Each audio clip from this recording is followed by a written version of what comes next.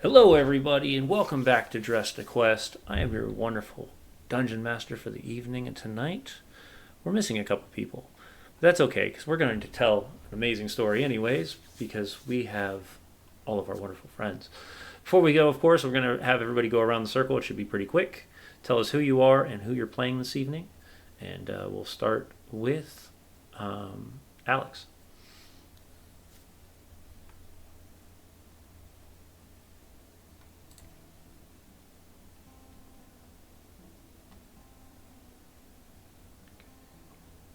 And we'll kick it over to Chris. Hi, everybody. I'm Chris, and I'm playing Jin Jack Wonderful, a human life cleric. And I'll kick it over to Eric. Hey guys, Eric Wahlberg here. I'm playing Sturm. He's a Goliath fighter wizard. And yeah, I'm excited to play tonight just to have my second episode with this new character. Awesome. So, this is also the second episode where you get to see the cool intro that's started. So let's get that rolling, and then we'll tell you what happened last week.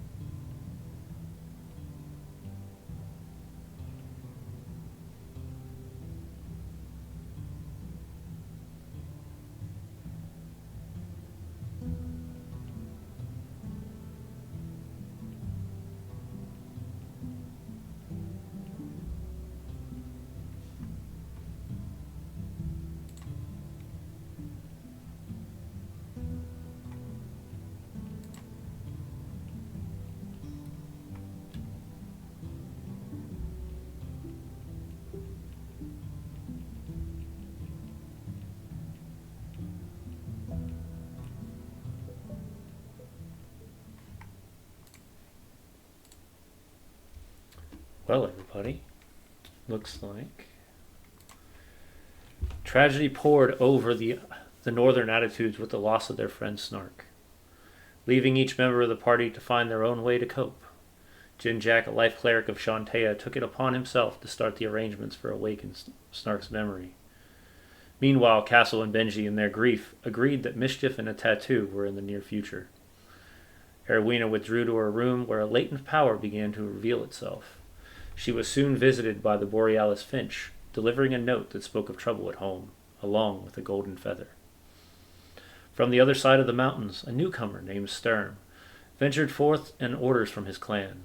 His mission was to find a group of adventurers capable of removing the curse of the Frost Maiden, a quest that led him to the hidden oasis of Stillwell. Upon arriving in Stillwell, Sturm sought out the renowned group known as the Northern Attitudes.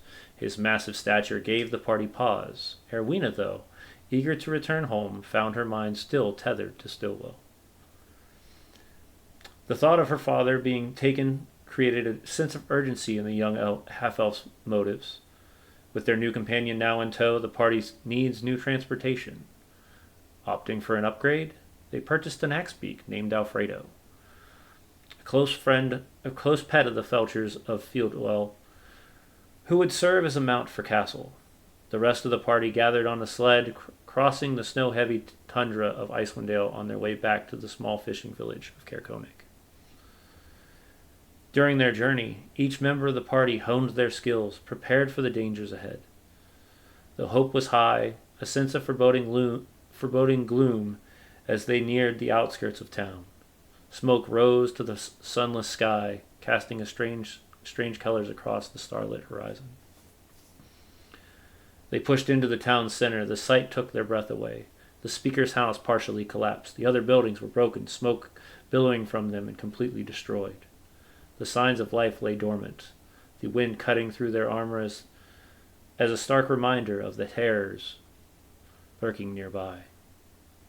As the party surveyed the scene, another feather was found within the snow. And that is where we pick up this evening.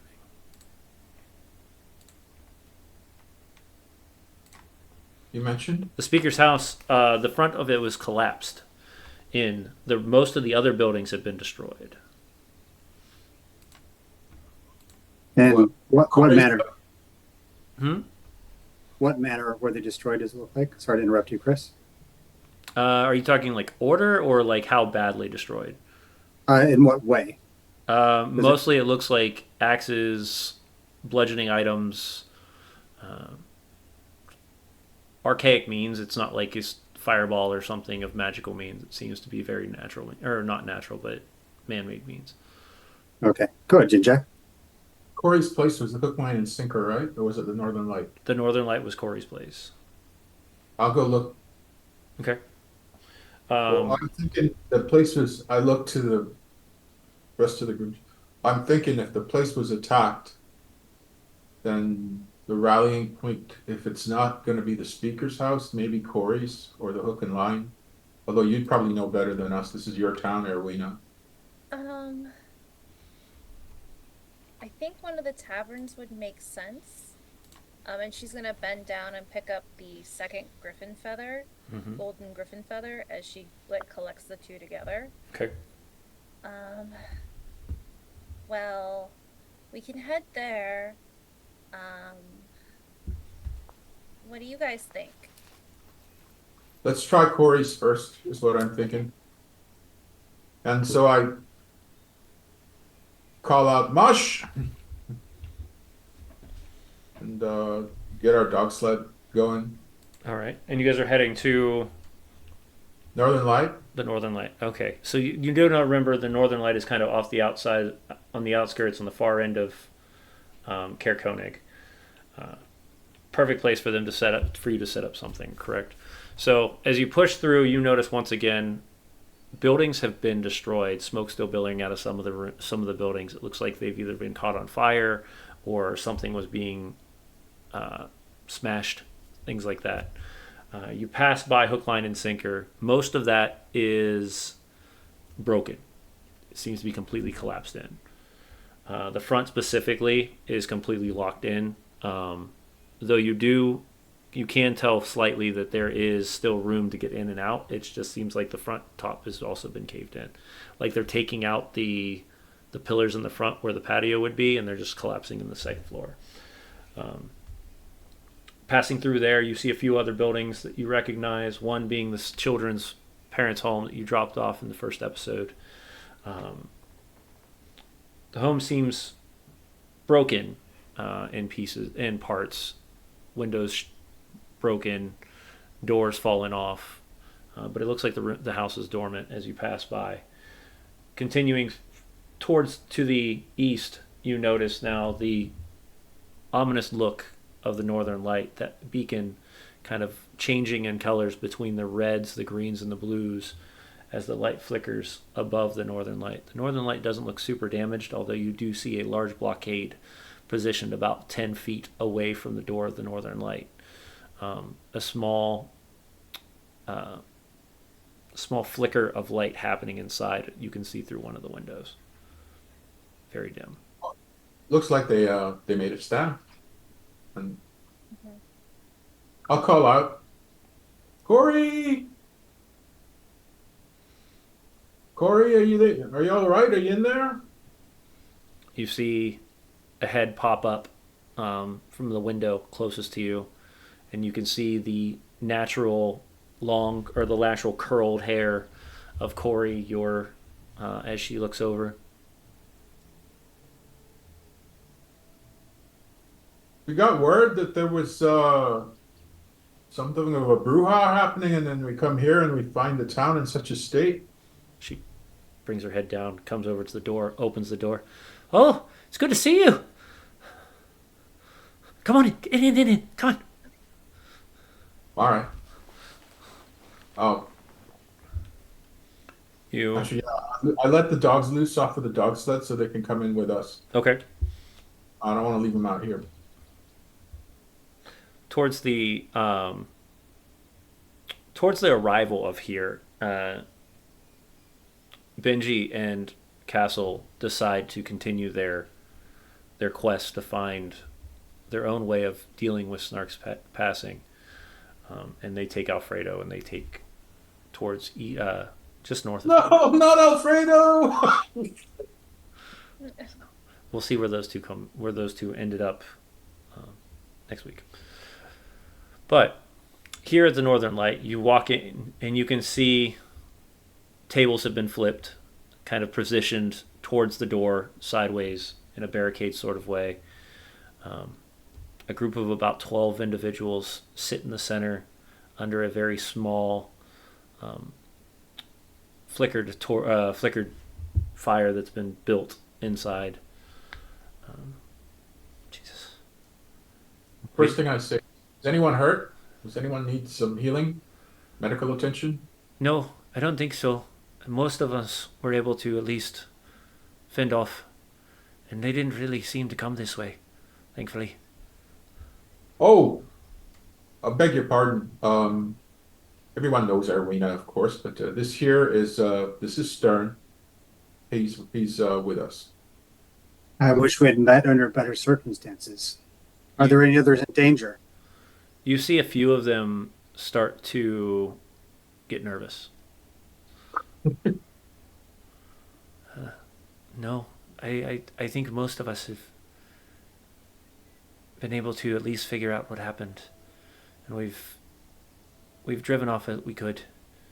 And who did this? I don't want to tell you.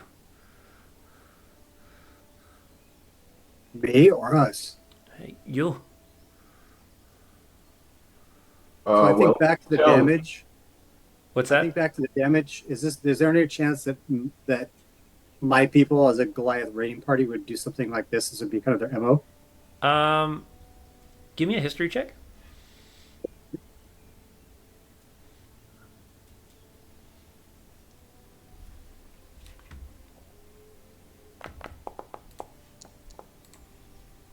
#21. Nice. With a 21, you would definitely you realize that this seems to be something that would potentially be a reasoning behind it. It When you say seems reasoning, right? it seems that this is very similar to those types of weapons that a Goliath would use. And then can I think of any reason why? Because obviously Goliaths do raids and do war, but this particular town, can I think of any reason why they might select it? It's close by, is one reason. It's one of the closest towns towards the spine of the world, towards the on the eastern edge. Closest, Closest to to my tribe or the other tribe? both. Both of you are northeast of here. Both tribes are. Okay. I set my axe down and put it aside, like out of arm's reach. Should I reach out to the owner and I say, if this has to do with my people or another tribe, just know that I'm with you. And Erwina will chime up. You might not remember, it's been a long time, but Sturm is also of Caer Koenig. He was a lot shorter back then. Well, relatively speaking, shorter. Now, here's a question for you, Erwina. Would you have brought him around the town, or would your dad and mother would have hid him? I think they at one point their parents probably tried to hide them, but Erwina kept getting them in too much mischief. So Okay. it might have been like that weird.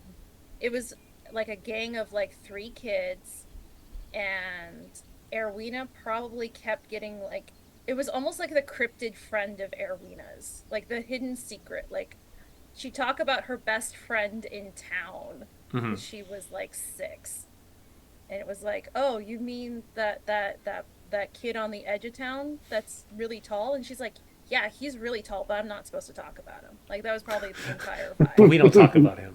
But we don't talk about him. But he definitely does not live in my house, and does not eat all of the food. Dad says he's not growing. I'm not supposed to tell you any of this. Is kind of like the vibe she would have had.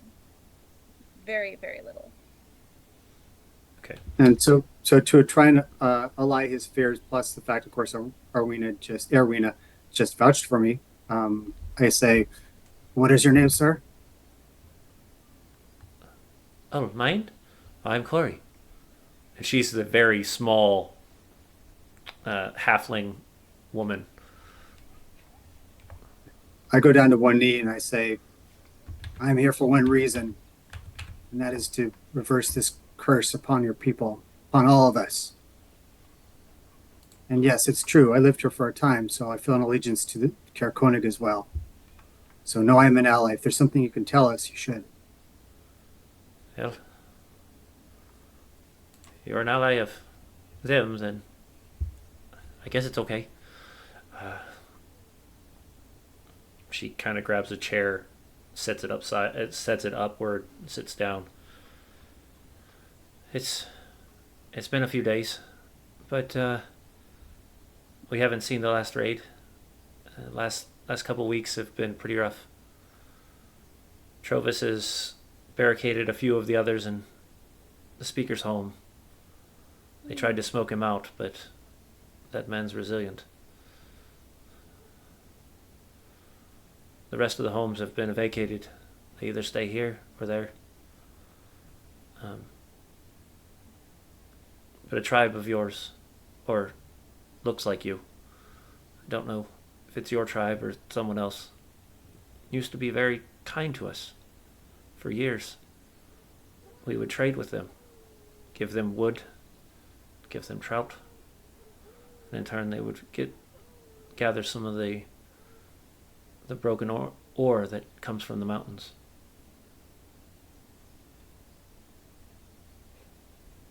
June Jack Arena, Mm-hmm. what do you think?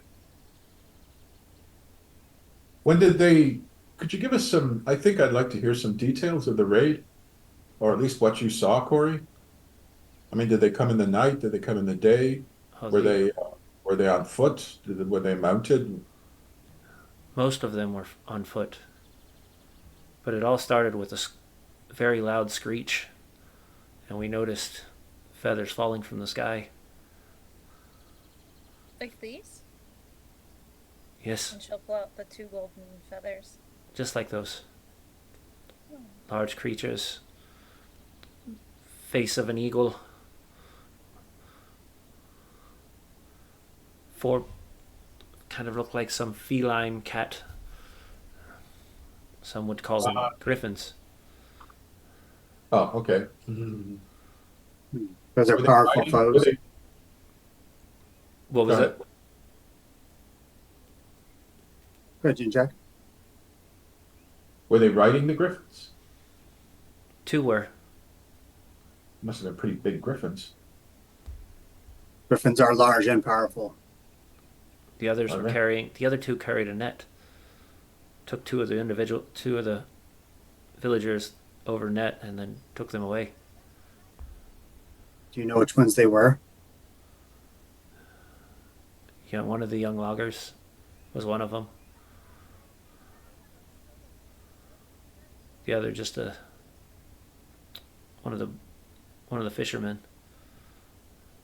So not Erwina's father. No, he was taken second rate.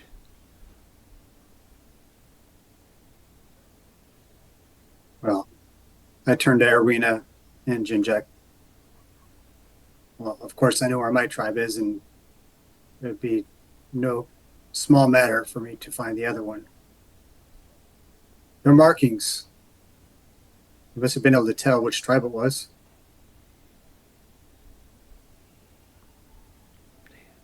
It's one of the. I mean, we didn't see any specific markings, but if you had symbols, something that you could show us for yours, maybe we could tie them together. And you, as the DM, would know more what I might want to call out as a marking or hairstyles or anything else. So you would have certain markings on your armor if you got your armor specifically from the Goliath. I know you've been doing your character did some traveling before that. Um, the other thing, though, is you do know that one of the tribes, specifically your tribe, is known for griffin taming. It's part of their MO. Okay. Um, and they are much more aggressive. They're much more um, nomadic, where the other tribe was is more calm to take in travelers and to help people and to trade.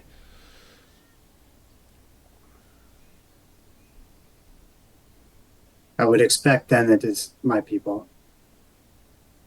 It But makes why? little sense given the importance of the curse and the mission they sent me on, knowing that I would be teaming with humanoids, possibly and probably of the populace, such as Karkonig. But yes, if it's my people, then hmm. But why? Why would they? Why would they need us? And there's no reason that I would understand, right, James? Hmm. There's If no they know reason that makes you're sense to here, me.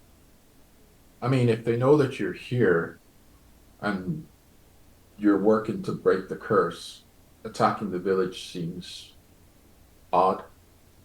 Yes, unless perhaps they had little faith or care of removing this curse. But again, why this town? Why now? When did they leave, Corey? They don't leave. They come in. They take a few people. They take some supplies, and they vanish, and then they'll come back a few days later. Oh, Raids have been the last raid. uh, 2, 3 days ago. Probably got a couple Yeah, the raid. days of before they arrive again. Oh, I see. Well, Arena, an assault even with our allies when they return is not particularly prudent, given that it is my entire tribe. But we can wait for who comes. Oh, I'm thinking maybe we go check your. Well, we definitely need to go check the speaker's house and check in with Trovis is what I'm thinking. And also, Arwena, you'd probably want to go home, yeah? Are you muted? You're There, muted. Oh, there it goes. there's not much there. Um, and I wonder if they are concerned about the frost maiden. One of the things I could think of that they might want the people for is the appeasement rituals could be possible. Sacrifice. So, Do I know why people do sacrifice? No, your people don't follow the same type of code that Arowena and um, Jinjak are talking about. Well, we've seen him do it, that other town, but it was a condemned criminal, which is a remarkably smart way to be efficient. Sort of thing. to a certain extent. But taking innocent folk from another village and using them for sacrifice, that's right out.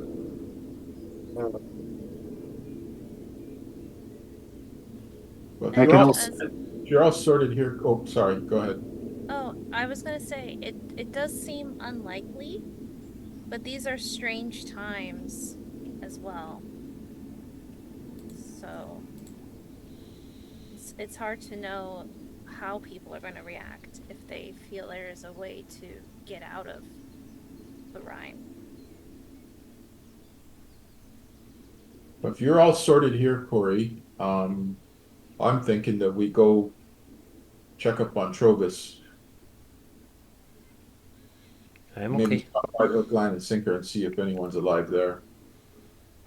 I don't think I don't think Lynn made it. Sadly. No? Well, we didn't see any signs of life there. Not like here. Is there anywhere else in town where people gather besides Trovis's? So let's speak. No, we've kind of congregated to make sure that when they come back, we can either fend them off or, better yet, keep quiet. I think they believe that Trovis's house is empty, and thankfully nobody's come this far.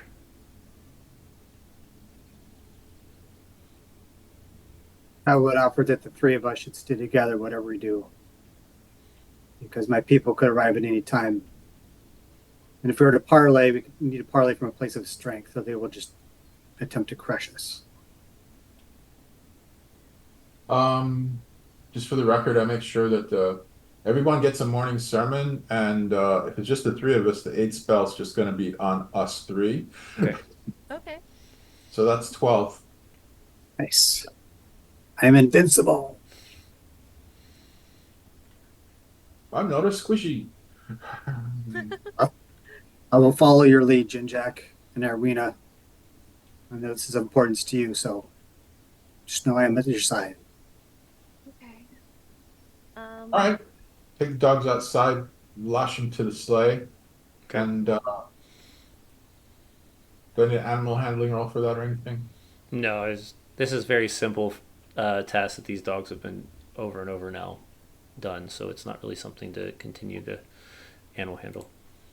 All right, we'll once everyone's settled in, we'll take the route to the speaker's house, but we're going to pass by the hook, line, and sinker Okay. en route, So- and just to have a peek. Okay. Um, as you remember, the hook, line, and sinker is a large tavern that's where you originally all met. As you come by at this time, though, windows are smashed, doors smashed in, part of the left side of the balcony collapsed inward. Um, hole that looks like it was either carved into or smashed into the left or into the right side of the tavern itself, big enough to unload and load some sort of whatever they took. There's no sign of light or anything inside from what you can gather from here, from this distance. You're welcome to go in and look, though. Speaker's house first. Okay. Just get straight there. Okay. As you push by the Watch for it. hook, line, and sinker around the edges of the houses, you can see a assortment of damage. Some barely, a couple smashes here and there. Others still smoking from some sort of fire that was started within. Mostly, I just want to see if there's any survivors that were missed. Okay. I'll do perception if that's Go okay. for it. Yeah, sure. Yeah, I'm just getting that out of my system. Pushing through. Focused on getting to the speaker's house, you notice the large building in the distance where the speaker's house is. The front end is completely collapsed inward, but it looks almost as if it was built as like an arc at this point.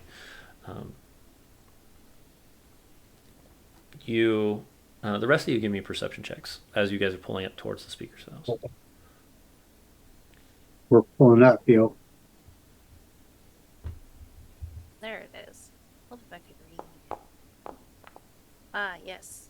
A resounding 9. It says that. Oh, I just hit initiative. No wonder. Okay. Just a 13. The three of you kind of pushing through, you don't seem to notice anything just yet. But as you get to about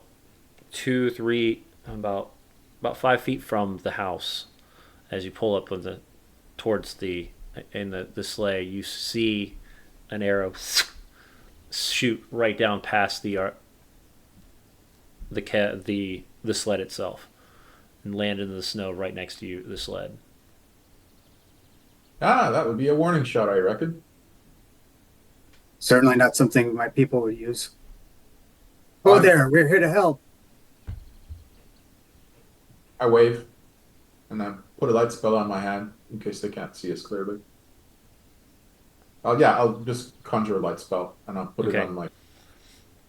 And I say, "Oi! You know who we are. Come on!" What's he doing? He's with us. He ain't meaning no harm. Don't worry. He's a good fella. Can't trust him. Well, we trust him. Just look. Why am I talking to you? Where's Trovis? He's inside. Why don't you I'll keep go him? get him.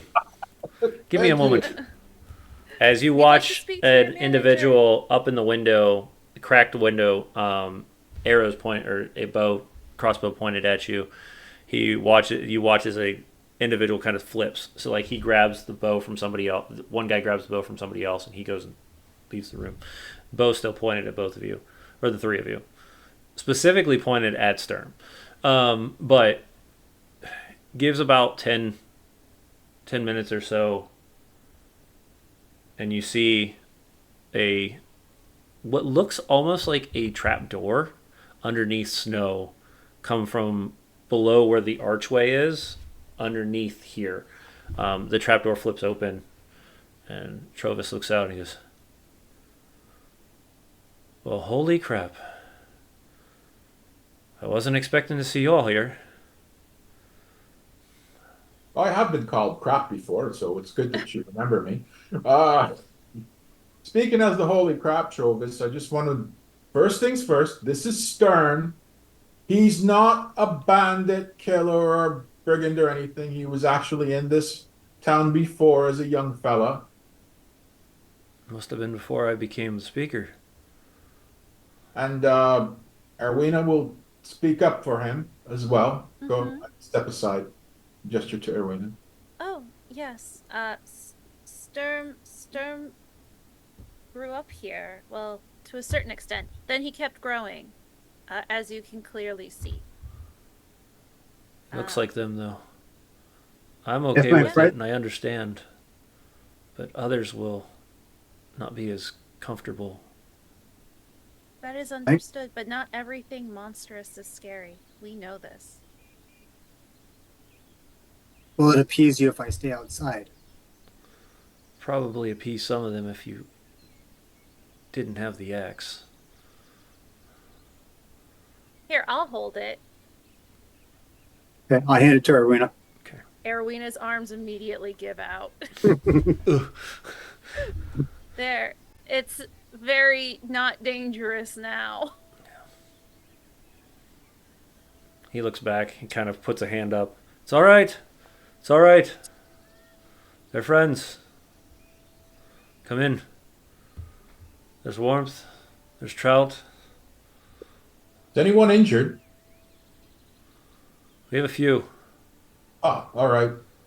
I'll get that sorted. And I, once again, take the dogs out of their harnesses Okay. because they're coming in with us. I'm not leaving them outside. Right. He actually helps you, like grabs the cart, the sled, and kind of pulls it underneath where the frame has fallen. He slides it in there. He says, "All right, watch your step." And you can see Trovis is dressed much differently than he was the last time. In full armor, crossbow in one hand, sword to his side. No bottle in his hand this time. But you can see scratch marks and scars across his face where battles have been taken. The armor is not clean. It's tarnished and bloodied. Lots happened since you all left. We stopped by Corey's. She told us. Be careful. Watch where you step. Just show me where your wounded are. Yeah. And, So you step into this trapdoor, and you didn't notice it because he doesn't show it to normal people. But there's actually 4 steps that go down into an underground cellar where Trovis is hiding people and protecting those. After the Dorgar attacked and you left, we figured it was smarter to reopen the hatches and just in case. Most of us are inside. And you start to see faces that you remember. The guy that Benji arm wrestled in the tavern. Artenis, the one you bought the sled and the dogs from Grimtoll, the one that went off with you to the Durgar camp, and a few others that you'd seen around town. They all give you nods and smiles, and as Stern walks in, they kind of quiet down and look away a little bit. It's not their fault. They've lost a lot. What did they take? The idea Mostly is to- supplies. Hmm. Most of the tavern was emptied. We told Corey to head to the. We told her to bunker down, stay quiet, as if nothing was there. Thankfully, the Northern Light kind of gives off less of a flashy appeal than the Cook Line and Sinker. We thought these were the traders that imported and exporters that we used for the last few months, but they were different. This clan was larger, much more aggressive. Did they seem affected? In what way? Hmm. Anything from corruption to frenzy to some kind of magic manipulation? No, they didn't seem to be manipulated in any way. They were looking for stuff, mostly food. And then they started, when we started running out of food, we started losing our stockpiles. And they started taking people. Does any of this make sense to me, James? Anything I know that was happening back then? The only thing you know is that, supplies were low. Things were starting to get dimmer and dimmer. And it didn't help that the Dorgar were starting to advance as well throughout Icewind Dale. So we have a couple options of things that I can do to maybe help figure some of these things out. I can try and talk to the local animals to create a warning system for the town. I can use these griffin feathers to try and locate where they're maybe encamped, because it sounds like they come pretty frequently. So they can't be that far. If they're within 5 miles with a small encampment, we'll be able to find them. We might not have the numbers to strike now, and here is another idea or thought, is maybe we could ask this other tribe of Goliaths if they would be willing to have a mutual benefit, where maybe they could fight your clan along with us, and then they can take out a possible or weaken them a bit so that we're not attacked as much and they have less of a threat from the other tribe. So we have a few options. Option 3, Sturm, you're probably not as excited about, but it is an option that should be put on the table as well. Well, I also wonder if there's some politics happening. In fact, I would expect there is. So it might be some bad actors that we need to take care of one way or another. Mm-hmm. But obviously, I spent so many years away from them, building up my strength and my skills to be able to earn my way back. I had to fight and kill my way in back into the tribe. But your family, and you in particular, Rabbit, were the one that showed me kindness, taught me what kindness was. So you have my allegiance. Understood. But I don't want to put you in a bad way either, because you did work so hard to get back in with your people. So I would understand if you'd be hesitant to forge alliances with a different group as well. I would understand that. I wish to save your father and these others above all else at the moment. Okay. But I do appreciate you. Well, I can do all 3 of these things. The order of which we do them in, well, except for, the parlaying, that might be a little bit out of my wheelhouse at this moment. But the first 2 I can do. I think I can do them. And it's like Jin Jack would probably notice being very much of a wisdom guy and noticing Erwina is starting to like get sweaty palms again. Where she's been very decisive, she's like stumbling over words again, and how much of that is stress and how much is that is being in Kerkonig is up for debate. Okay. But these are things that I can do. Um, do they sound like good ideas? Well, I think setting Trovis up a nods. security. Oh, sorry. Trovis nods. He says, well, anything to make sure that we at least can keep an eye on the raids before they happen. Okay. Yeah, having a word with the beasties so there'd be a warning system is a great idea. Yeah. And that's Okay. something, it's whether or not we want to stay here and wait for the next attack, or do we want to go head out and parlay? I don't know. But anyway, Well, it feels like they will come in any time, and if we do parlay, I will say that they don't respect me much. It might perhaps be the voice and reason of Jinjak that speaks for us if we do have such a parlay. But I can still represent the culture of my people to engage them before they attack. Mm-hmm. And if we have the location of the raiding party, we can also mm, take matters into our own hands.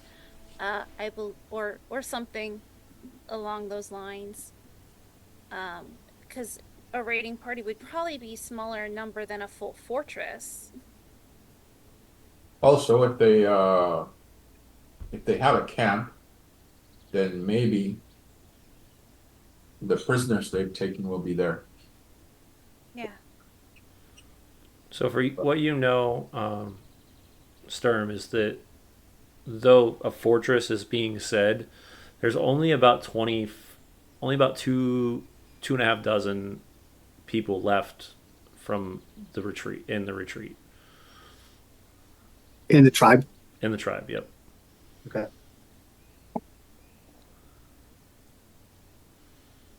But you We are have not heard enough. that there are stories where there at one point there were both tribes were united at one point. Something was never heard why they just we don't like the other tribe kind of mentality. And we have a better working relationship with the trading tribe. So we may be able to find some common ground in which they might be willing to fight with us to either lower their own competition or settle old scores as well. That way we're not having to do everything ourselves. We can get a little bit of help. Can I get clarity, James, as to which tribe it was that was doing trading with this Kirkwood?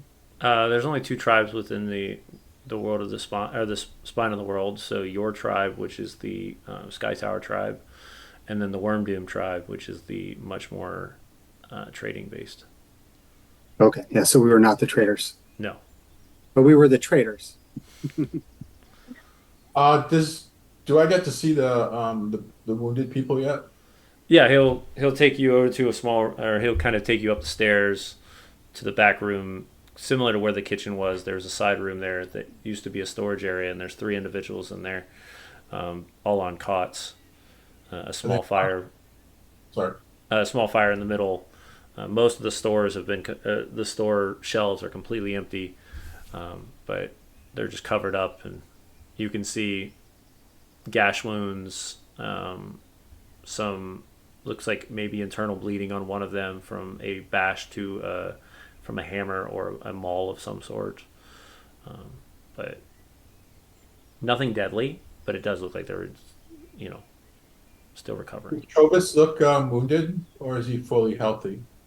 He looks beat up, but he doesn't look like he's wounded. But you're All welcome right. to give me a perception if you want to see if he's hiding something. I'll use insight. Okay.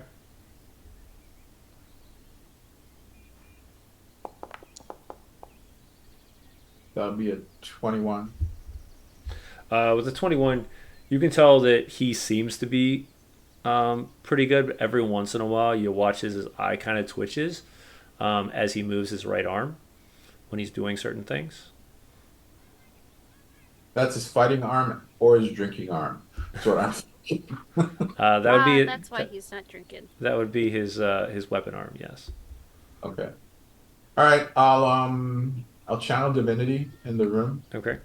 Call upon the Earth Mother's blessing and conjure up a warm autumn glow and some flowing leaves over the three people. Okay. And, um, I'll I can heal up to 20 hit points, but no more than half their maximum. But I'll just pump it all into them. Okay. And the three of them, you can see uh, their demeanor kind of go relaxed. They calm their breathing. One of them even gives off like a slight just gas, like a sigh of just relief. But they do seem to be calm and relaxed at this point. After that warm glow, or that warm autumn leaves passes by. They're all sorted. They'll be fine. I think Erwina is going to go outside. Okay. If I remember, the speaker's house is kind of sort of on the edge of town, if I'm remembering correctly. It's a little bit to the um, yes and no. So it's on the edge because it's by the ruins of the cairn, Mm-hmm. but it's not. Oh. Um, it's kind of, if you base off Mm-hmm. of the wraparound, it's kind of literally placed in the center. I think Erwina is going to go to the ruins Okay. and kind of on the edge find a little like crook that maybe she used to, play hide and seek in when she was little. So going And just through gonna. the rubble of the rocks and the broken down care, the castle originally that was there has now Mhm. become nothing more than walls that are broken and shambled. You do find a Mhm. spot that you haven't seen in years, that you used to like play hide and seek under, kind of to the back left end of the wall. It's cracked now and bent over, or and like starting to warp a little bit Mhm. in the, but it's still there. Yeah. And she's going to cast animals Okay. or locate beasts, I think is what it's called. Locate Um, animals or plants. yeah, Okay. and she's gonna focus in on the griffin. Because what is a griffin but two animals smushed together? And she'll hold the feathers in her hand and she'll cast it as a ritual. But the ritual is almost like deep meditation and a deep listening to the primal nature around her. Listening to the whispers in the trees, the cold Arctic winds, um, the leaves of the evergreens as they kind of tremble, um, and the speech of other animals, just looking for the correct sound. Okay. As you tune your ear, you catch sound of birds, different Mm-hmm. types, some large, some small. You don't seem to tune to where you're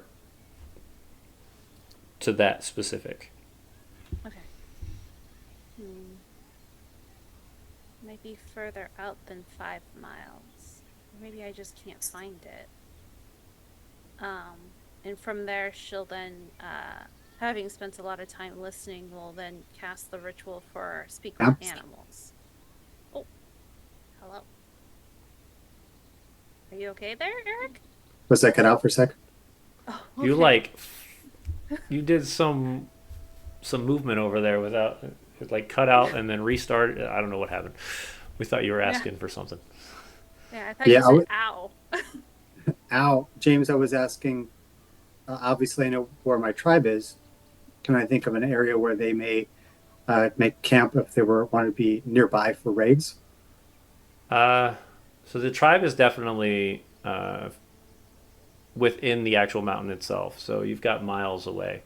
Um, you would guess that there'd be a raiding party within a mile of here. Okay. but you would most likely be guessing that they would be coming from the mountains themselves, so they wouldn't be just sitting out in the middle of nowhere. Very, though they're large, they found ways to conceal themselves up until when they need to. Well, I think perhaps, by the way, I'm with her. Unless Erwin at any point pushes me away, I'm Oh, going to be following her around.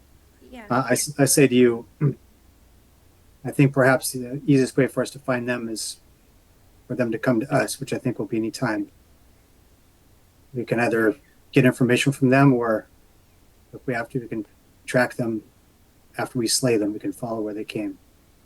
That's true. Yeah, we can make that work. I'm sorry about all this. Why? You It's didn't not do your any of it. fault. It's my people. Whatever. You don't bear the sins of your people on your shoulders. Well, I have a mission. I intend to complete it, as well as help Cartonic. So, Hmm. yes, that is what I use to identify who I am. But I'm thinking we should snoop around and see if we can find any clues. Yeah.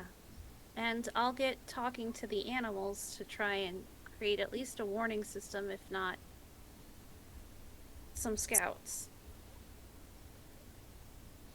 So All right. so where are we heading? Uh, Speaker's house mainly, just looking at where the damage is done. I want to see if they dropped anything or left anything behind. Okay, give me an investigation as you're looking around the house, around the outskirts of the house. Investigation. Or perception is just going to be basing off of how in depth you're looking. All right, I'm gonna ask for Shantae's help with this, Okay. and I'll send up a prayer to the Earth Mother and say, "Oh, make my eyes sharper." And oh, look, I'm very glad to get these out of my system. Uh, so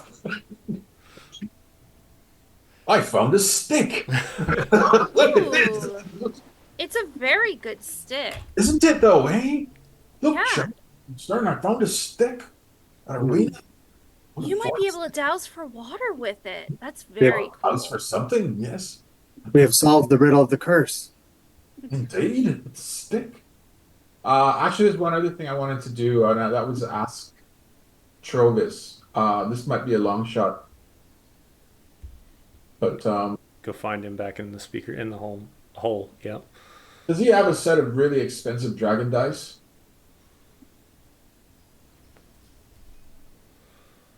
Uh, Or do you happen to know if anyone has a very expensive set of?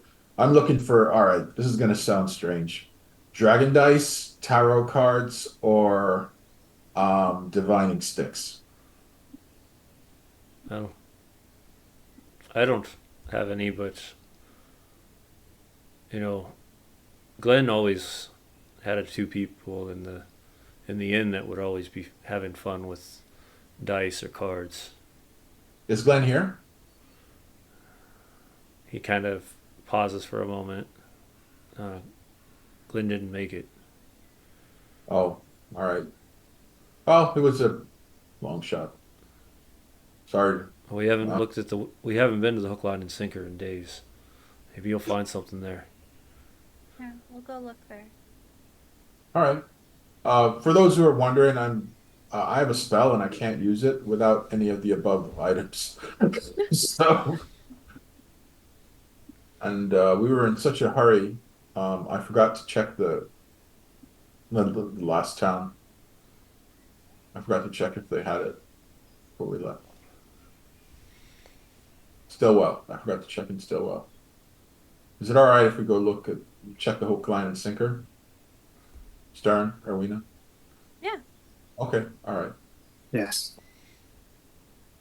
All right. So heading from the speaker's house to the hook, line, and sinker. Once again, like I said, there's that hole in the side of it. So it depends on how you guys want to enter or what you guys are looking for specifically. Um, there Um, is, like I said, there's the front door that's kind of broken. and leaning on the side. But there's also the giant hole on the right side of it that has seemed to be busted out of. It's your choice. All right, I'll go through the door because we're not barbarians. Okay. Uh, I'll oh, I can do this. Well, I'll do it afterwards, and then I'll just start searching the place. Okay. Pushing the door open, you feel pull. It's as if it's somewhat off the hinges, but you push it fully open. As it opens, you see just the cold air has already just taken over most of the hook, line, and sinker. There's a set of frost on almost everything in here. Um, it's quiet. There's two bodies laying on the ground, dormant.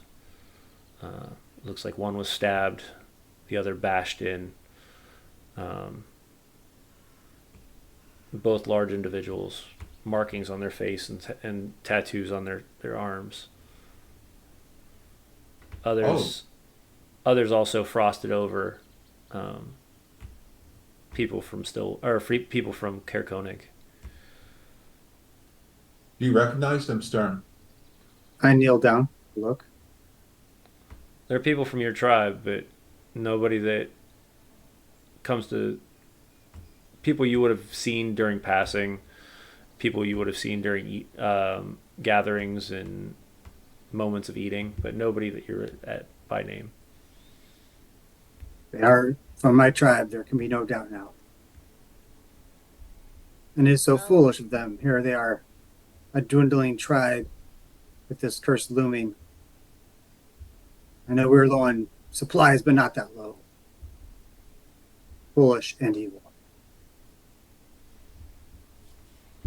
Erwina's gonna roll those bodies for money, man. We're gonna search them for loot. Okay, I'm gonna search for dice or cards Yeah. or divining sticks. All right. Give me perception, or give me give me perception checks for both of you, unless you're going to actually search them and then give me investigation. I'll give a help action to Erwina so she can get an advantage. Okay. Okay. Awesome. I point at his pouch and I say, might want to check there. Yeah. 17. Well, you'll see a couple things. One, you'll notice there is a long metal rod that is connected with two stones on each end of it. They seem to have markings throughout in not really markings, but like cuts into the metal itself. Otherwise, you also see a small pouch that has gems of different types.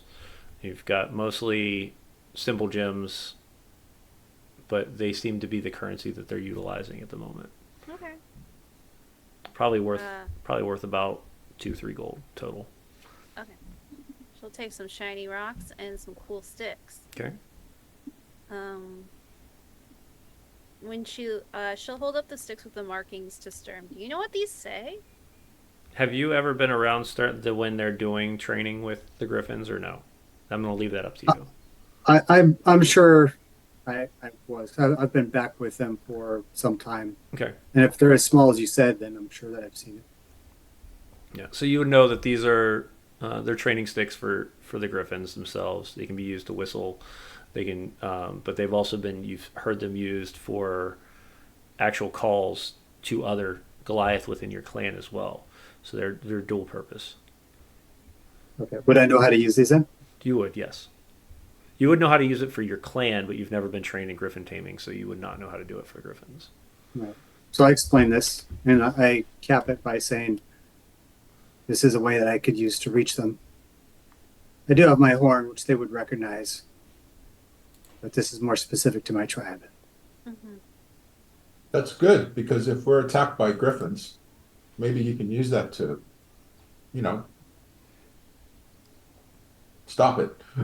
Tell them to shove off. I can try and explain as best I can. Perhaps Erwina or you, if you do know the ways of the beasts, might be able to manipulate it. I know how to handle all manner of livestock and pets. um, Griffins. I look at Arena. Uh, Not really my bailiwick, but if push comes to shove, I can give it a lash. Mm-hmm. We didn't have many griffins in Careconeg, unfortunately, for right now. Bit too exotic for Pop Spring too.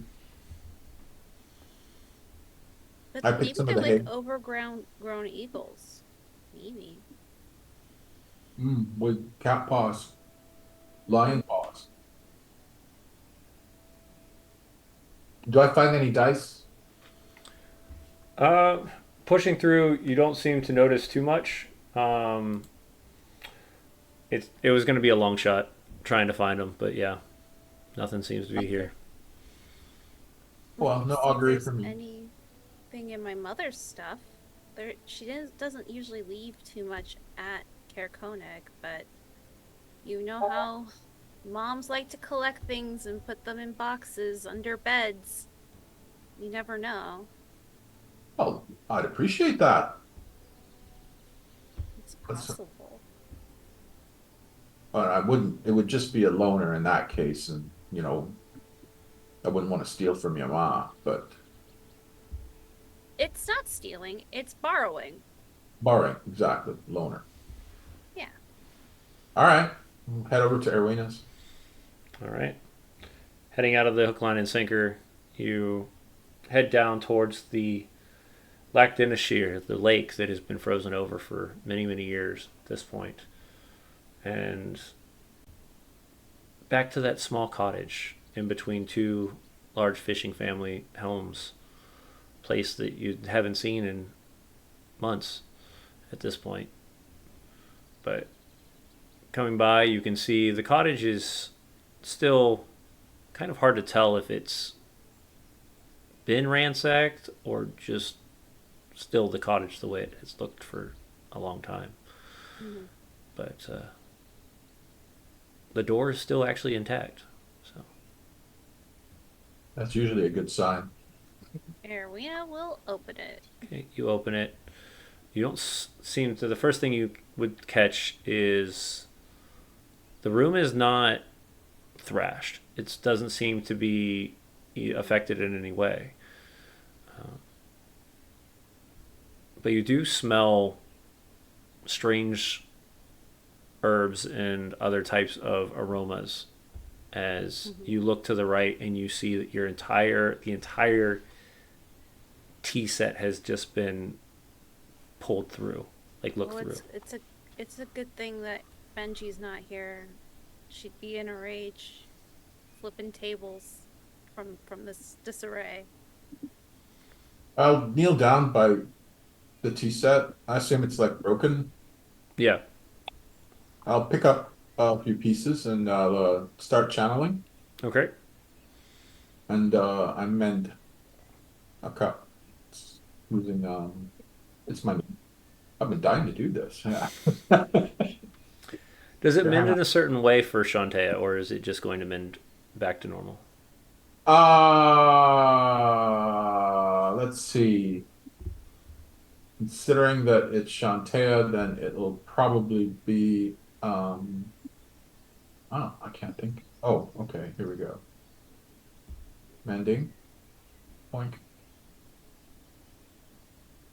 It'll be surrounded by tiny motes of light Okay. while I'm in the process of doing it. And you can hear the sounds of brownies laughing. Oh. So as you sit down and you place the pieces together and you start to cast that mending spell, you watch as the light bubbles almost hit it like it would a metal being welded together. As the light strikes it, a little spark goes off, and you start to see that line start to disappear as one piece to another is connected. Um, it's a slow process, but it does work. And one piece after another, you slowly bring back the teacup that your mom had provided or had sitting around the house. It's a cantrip, so I can sort all of this out. Yeah. I wasn't going to use it at the hook. I was thinking of doing it at the hook and line, but everyone there is dead. Yeah. And this is your home, so I'd be happy to repair the stuff here. Are you muted again, Alex? Thank you, Jinjack. So All right. so while you're doing that, Erwin, is there anywhere you're looking specifically? She's gonna kind of look in the kind of like the hidden places Okay. uh of the house. There weren't many places to hide stuff, but she's gonna kind of look for like where her mother would have maybe marked out with runes any of her little caches. Anywhere specifically that you can remember as a child that you knew mom hid something? Um, I think I think mom tended to hide things behind the hearth. Okay. It was a big place Okay. for her. So checking there, I'm gonna give me a perception check with advantage since this is your home. While this is all going on and while we're getting that information, Sturm, how is this is the last time you've been here in years, or first time you've been here in years? How are you feeling right now walking into a home that you had stayed for quite a few years? At some point, Jinjak or Erwina will look over and see me sitting with my knees towards my chest in a corner, which was probably a much better fit for me when I was younger. And I'm just kind of holding my knees and looking around and have a calmness to me. And I'm observing, remembering, and having a warm place in my heart, where at the same time there's sadness. Okay. Um, That was a 26 from Erwina to find her mom's hidden cache of spooky druid things. okay, I'm gonna say. I'm guessing you didn't want to roll a performance, but we can Oh, definitely. oops. Sorry. It was one up. Sorry. Erwina, why are you singing? Yeah, Erwina just starts breaking into a really rad song at the moment. Humming a song from her mother's tune. I'll whistle Only a while I 60. work. As you look, though, you notice those spots in the behind the hearth, and you push on one of the bricks on it, and it kind of slips slightly. Inside is a set of tarot cards, specifically ones that represent the stars. Um, the four main, and then an assortment of others that connect to areas around the migration. Not the same type of tarot cards that you're used to, but a type. Out and Oh, then there it goes. It's like you're and not then getting the damage first couple check. seconds, and then I don't know what's going on and I'm a little frustrated, so I'm gonna try and figure it out. Oh, it's because it's using the right microphone. okay. Okay. But she'll hand them to Jinjack. Oh, Here you go. well, let's try these out, shall we? Yeah. Well, let me let me sort the tea set and anything else that's broken first.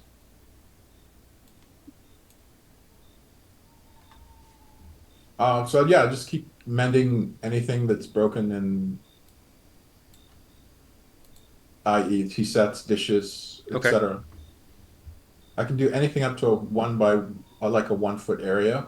Like I can't do anything big, but I can do small things. Right. So putting back together the tea set, putting back some of the broken pottery, things like that, and just slowly go by sure and start putting together these pieces.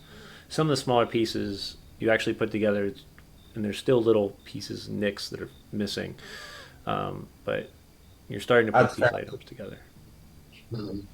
And I will rise and help as I can, either putting some things back in place or presenting them for Jin Jack to cast his bending spell. Okay. Very ceremoniously, very respectfully. Okay. One by one, you start to put these things back together. And the tea area where your mother held all of her teas, though there are piles of random uh, tea grounds just kind of sitting across the floor, and an aroma continues to catch your nose at times. The items themselves are starting to come together. There's one cup and one pot and or one kettle, and then some containers as Jinjak slowly mends them all. Some to fullness, some partial. Arowina? Um, well, and here's an interesting thought too, that we hadn't quite thought about is I was sent my message from a borealis finch, which is usually the birds my mother and my grandmother use. My question is how did they know he was taken? Not quite sure. Hmm. Do I have any idea, James? Mm-mm. The I mean, there's a Boreal, possibility that they would, your family would have found this as well, found this out as well, but it's unexpected that the druids would already know about what's happening in Kirkonig, as their migration has got them pretty much on the other side of the world right now. would your father have been able to send it?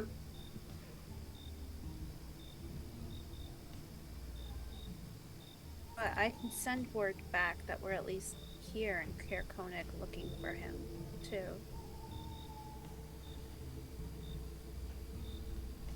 Yeah. The augury spell, or the spell that I'd need the cards for is takes a long time to cast, and it only tells it's called an augury, and what it does is it's like throwing the bones, reading the innards, checking the tea leaves, palmistry, such the like. But it'll only tell, well, it'll basically give you some kenning on an action that you're going to take very soon. It Mm-hmm. doesn't look far into the future. It's just a short thing. I remember Granny used to say the thing was bloody useless, except for one specific situation. There's a chance that what you're about to do is really stupid, and the gods think that you're going to die horribly if you do it. And this is a good way to let you know if that outcome. The other outcomes are fairly meaningless because you're going to be doing it anyway.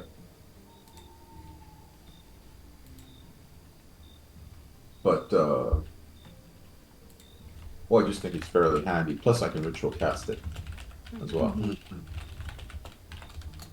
Which is really strange because it says it takes 11 minutes to cast normally, but you can ritual cast it. So that means it takes an hour and 11 minutes. Is it times 10? It ritual is an hour. What? I All, thought It, it usually only adds 10 minutes. or is it 10 minutes? I thought it was longer than that. For first level ace, it's 10 minutes. Let me see. Let me check ritual casting. But we will. It will take time. Is definitely something you'll need to. But it only gives you an augury of up to something that you're about to do within 30 minutes.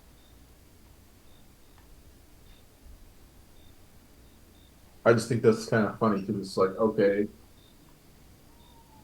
You can ask the augury if you should cast the augury. yeah.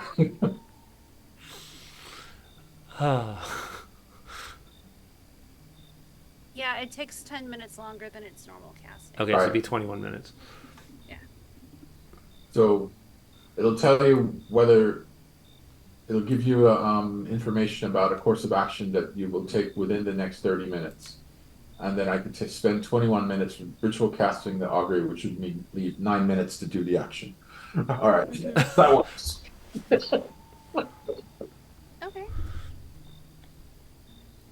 All right. I'm So pretty sure that the murder moms would bash my skull in if I suggested that they should wait 21 minutes to cast something. I would not bash my skull and they'd be like, nah, not just the murder moms, anyone. It's kind of like, we're gonna do it anyway. So let's just take our chances. I know I said that we should stay together, but perhaps given my affinity to finding foods and shelters in these world, I can find some scraps and some food for the people, make up a small amount for what they lost. You gonna go foraging? I I will stay nearby. Well, don't wander off. I mean, it's up to you, but I don't think you owe anyone anything. No one's holding it against you. No one here anyway. I'm not. It's just a kind thing to do, that is all. All right, that's fair enough. Um, I'll well, nod. I'll nod and step out, and then let me know when you want me to make some kind of roll. As an Outlander, I'm able to find foods and shelters pretty much anywhere, and I do have survival, and of course, I grew up here. So let me know later. sure. I want to try and find whatever I can, Okay. digging under snow and bite Right. tree bark, whatever. Yep. Sounds good. As Sturm starts to wander off to look for things, ways to repay the people of Caer Koenig in a way that only he can see is the possible opportunity. What are the rest of you doing? You're casting the augury spell. What are you doing, Arowena, while that's happening for those 20 minutes? oh no, I'm not going to cast it. Oh, I was just telling them how it works. oh, okay, got you. Um, Um, well, Erwina is going to use Use what?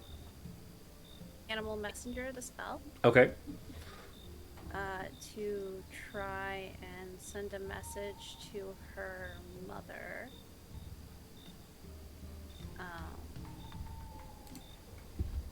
Let me put that up there. Letting her know that we are at the town of Kerkoneg looking for her father. Well, my father. okay. So, taking the time to call upon, once again, one of these very vibrant colored finches. The wings underneath is what gives off its name. It takes a moment, but you do hear that pecking at the door as one of them is sitting perched on a broken piece of the front of your home, just kind of sitting there waiting for you to. Yeah. She'll write a quick note in Druidic and tie it to the bird's ankle Okay. and send it on its way. And just as fast as the bird arrives, the bird flies off. Off it goes. Okay, well, at least now they know we're here. It is a puzzle how they knew about Dad being taken before we did. They're so far away.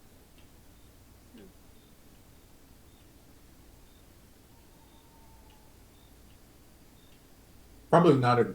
I mean, I'm thinking the last attack was 3 days ago, and it's snowing all the time. I don't reckon that we'll find any tracks leading to their camp,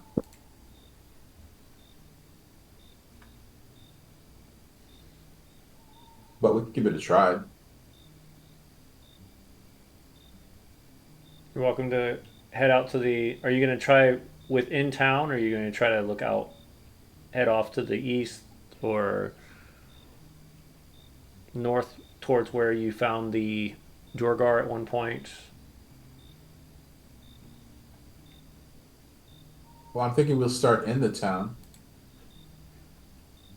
Okay. But an interesting thing that we could do is Erwina will ritual cast Speak with Animals. Okay.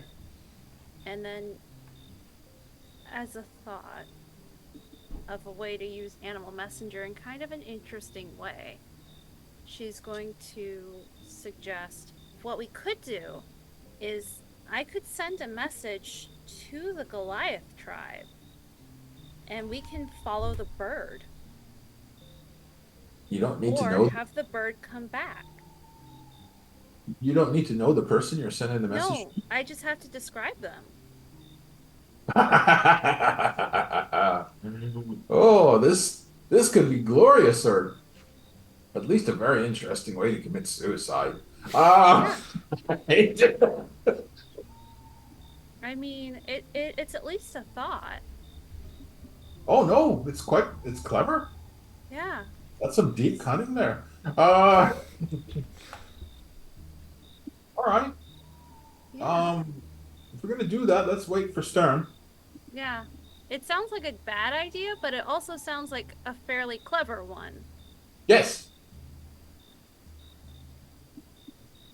I won't know. I don't know if it's quite a bad idea unless it works out, your animal friend comes flying back and there's a horde of griffins and a massive army of Goliaths that's following it. I mean, they may hurt the bird, but it's at least an option. Or we could pick something with tracks and then follow its tracks. It will take time, but we could do it that way. All right. Okay. I think I like the tracks better because it'd be easier to follow than the bird. So my only question to that is based on the spell, is this a place you have been to before? Well, we've been to these mountains before. Must be a place where you have visited before. Okay. Or it can't be just a person. No, it has to be a place. It has to be both. You have to have a general description of a person plus it has to be a place. Oh, that's too bad. Yeah. I mean, we could still have animals look for it, though.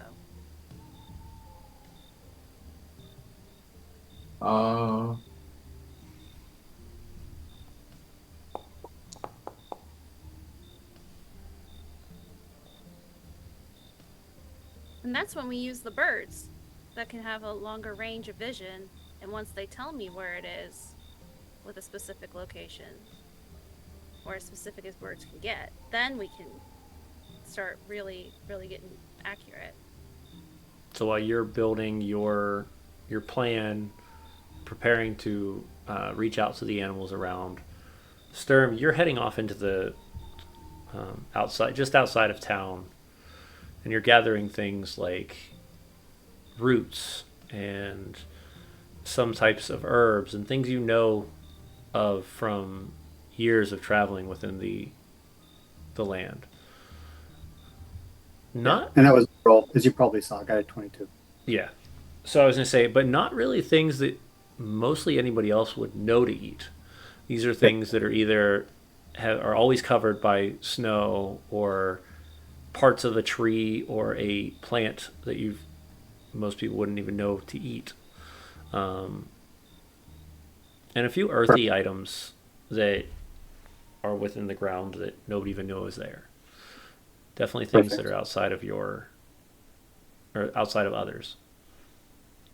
Right. And if I happen to see the very rare small animal that can be consumed by the tribe, I would definitely try and take one out as well. Otherwise, I will focus on foraging. Okay. Yeah, winter hare seems to be the biggest common thing that you as a tribe are capturing, and hares are about twice to 3 times the size of a normal rabbit. They're much and they like to burrow a lot, so it's easy for you. Your tribe has gotten well at tracking them because they can watch where the holes are. But with a 22, you'd definitely be able to track one. Okay, cool. If I can get close enough to use my hand axe, I will do that. Okay. And throw it. If not, I will use chromatic orb and probably use something like lightning which might be less inclined to completely char the thing, less so than like fire. Unless I think ice would be better. I just don't want to turn the thing into a block of ice either. Got it. Um, it's up to you. Do you want to do lightning or do you want to do your hand axe? Hand axe. Okay. So give me an attack roll.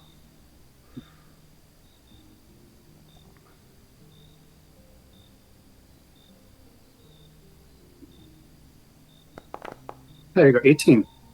Easy enough. You prod Yeah. yourself up Well, towards the. looks like I cut it in half. Yeah, with the hand axe, you're able to get close enough where you can reach back, throw the axe, and stick straight into the side of the hair. The hair, you watch the ears droop as it falls over. I kneel down and put my hand on its head and just make sure that it's dead, kind of Mhm. acknowledge the sacrifice of the creature. And then I'll put it in a separate sack and bring it back. Okay. And then I'll head back. I don't want to be gone too long. I just Okay. want to give them some offerings and something to fill the bellies of the younger ones. Sounds good. Stern walks in 15, 20 minutes later. Just outside of town, he was able to find some. He's got a pile of roots and strange, like. Trying to think of what they'd be called, but they're almost like pieces of the plants that you wouldn't expect. And. Lichen? What's that? Lichen. Yeah, lichen, root vegetables, and lichen that he's brought back in one pile, and then you can also see he's holding an Arctic hare, which are much bigger than, like I said, normal sized rabbits. Arowena, This while might you're help. finishing your divine cat or your ritual cast. I'll start quietly skinning the hair right outside, and then I'll get it prepared so I can bring it to, I assume, the tavern where it seems like most of the people are. Or would it be the last place we went? Either the speakers or uh, the Northern Light. One of the two are going to be your main focuses for where people are. I think the speaker, because they're the ones who are least likely to like me, so I can win them over slightly. Okay. So if they don't do anything other than continue what they're doing, I'll go ahead and head over there with that stuff after I skin the rabbit. Okay. Ginjack could make it into a wicked soup. I'm sure. Mm. Or as wicked as we can. Then I will- I give it to you. Very well. Let's get to work, and I will make the devil's brew. And I'll grab some of the most appropriate roots and things and herbs that might be best to be ingested in the soup as well. Okay. Good idea. So the two of you are going to head back to the speaker's house, and what are you doing, Arowena? Erwina will go kind of towards the edge of town again, where there's more likely to be animals that Sturm has not exterminated, if you will. Somebody's got to keep the levity in this party. It's going to be Erwina, whether she's having a panic attack or not. All right. And she'll try and call forth what animals will come. All right. Give me an animal handling check. For you, while the two of you head to the speaker's house, though still a bit in concern of Sturm's being here, Trovis kind of calms him down and points you all to the kitchen area where he normally would cook food. It's definitely barer than it usually is from the speaker, but you're able to find places for you to prepare the rabbit and put on a large pot for some sort of stew or soup.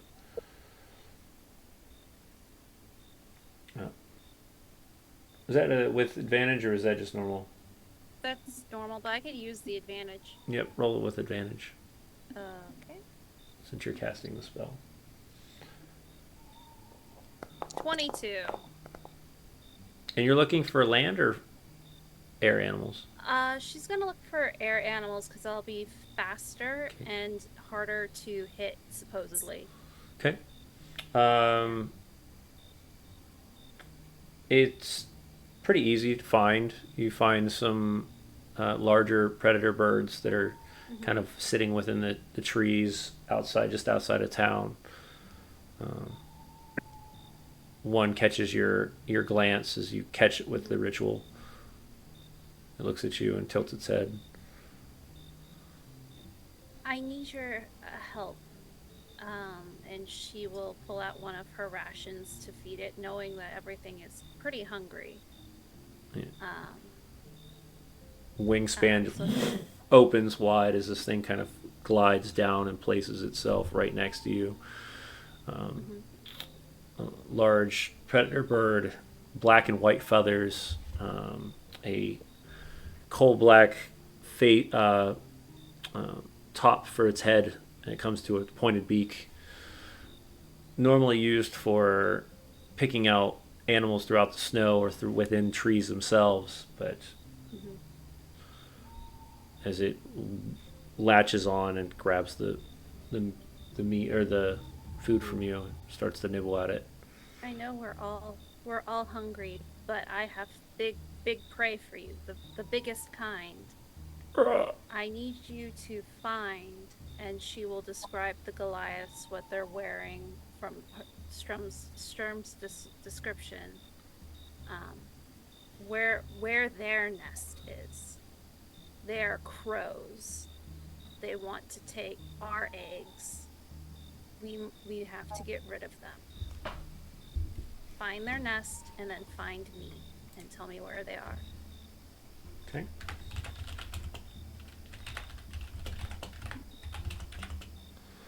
But keep yourself safe too.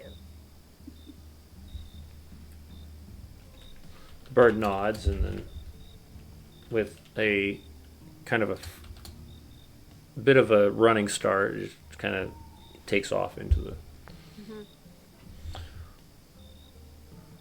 and heads north. All right.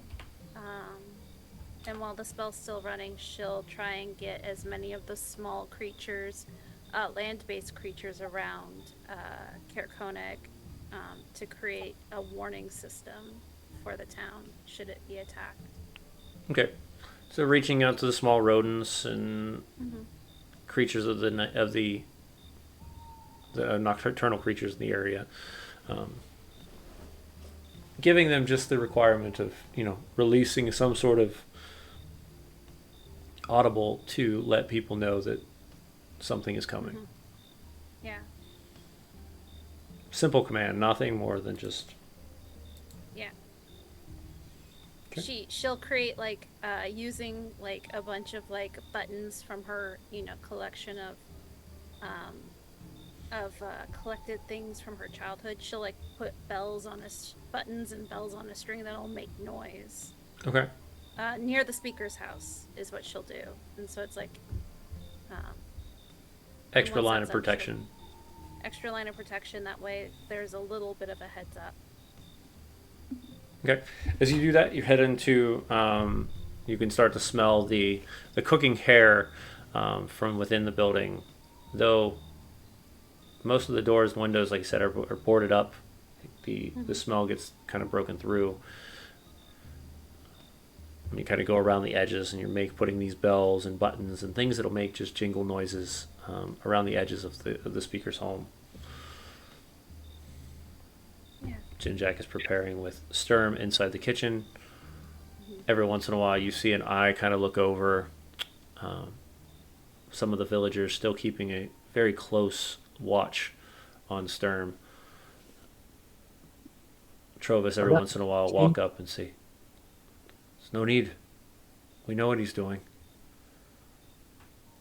And if they're with them, we'll be all right." Trovis. What'd you so find you're out? aware, we have not found them yet. We have an eagle looking for where their roost is, for lack of a better term. Or where their encampment might be along the mountains. And the little animals that scurry, don't eat them. Don't eat them. They're here to create a warning system. If any of these go off, and she'll motion to the little child booby traps around. up for a sound. If any of these ring out, that means trouble's afoot. Barricade up, get ready to fight. I'll They're do willing so. to help. It's good to have you both back. I only want to know where the other two are, but 3. Oh, Oh, we didn't tell him. Oh no. Tilts Uh, ahead.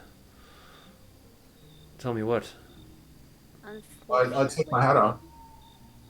unfortunately, Snark won't be joining us again Oh, for a long time.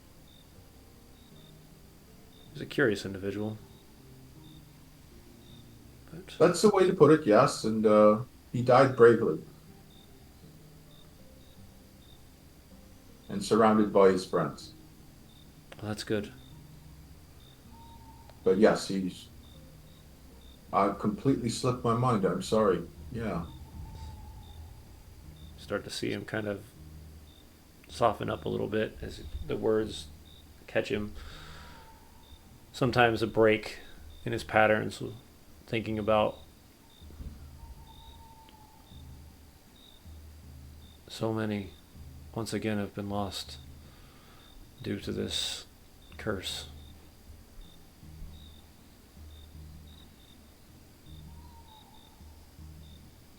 I really hope we can find a way to stop this.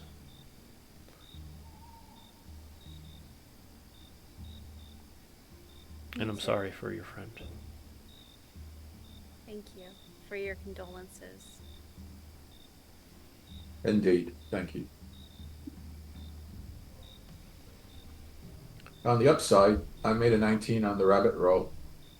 Oh, delicious. Yeah. Food smelling good. Sturm's still in the kitchen, kind of adding the little bits of lichen and root vegetables that he can add to hearty up the hare stew. But and it's starting to get people's. Looks like their demeanor is starting to change a little bit. They're softening.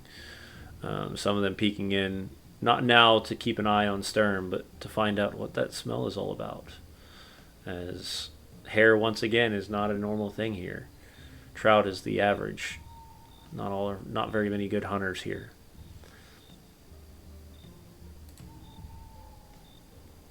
But you all prepare food, get everybody's bellies warm, and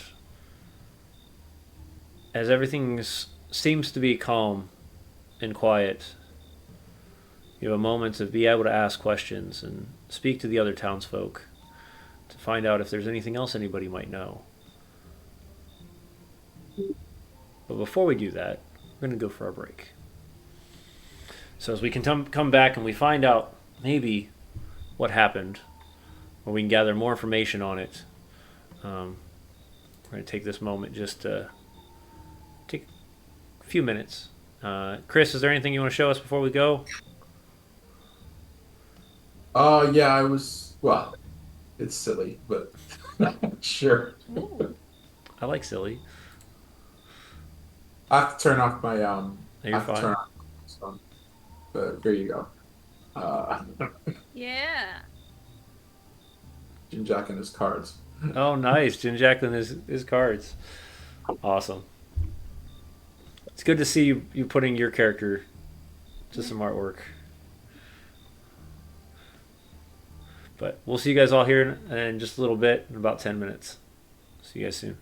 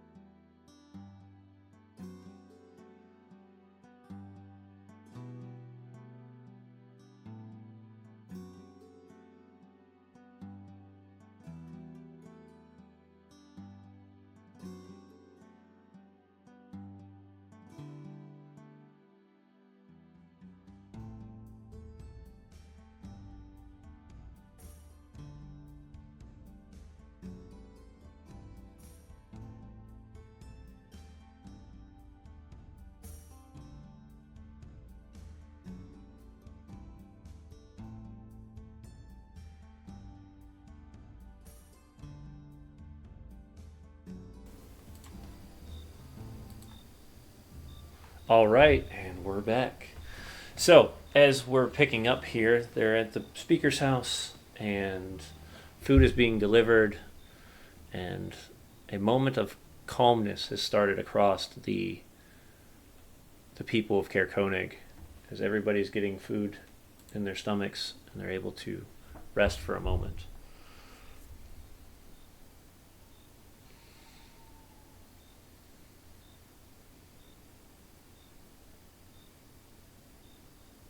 Anything any of you would like to do? Besides saying my evening prayers.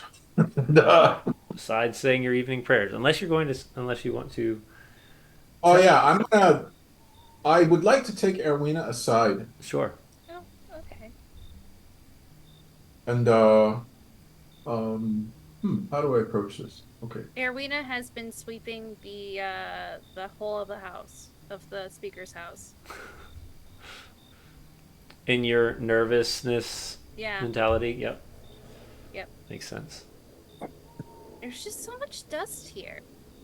Well, I can't help but notice that you seem a bit out of sorts lately. Uh, You may tell me to stop if I'm overstepping, but I've got a feeling that it has to do with your transformative experience.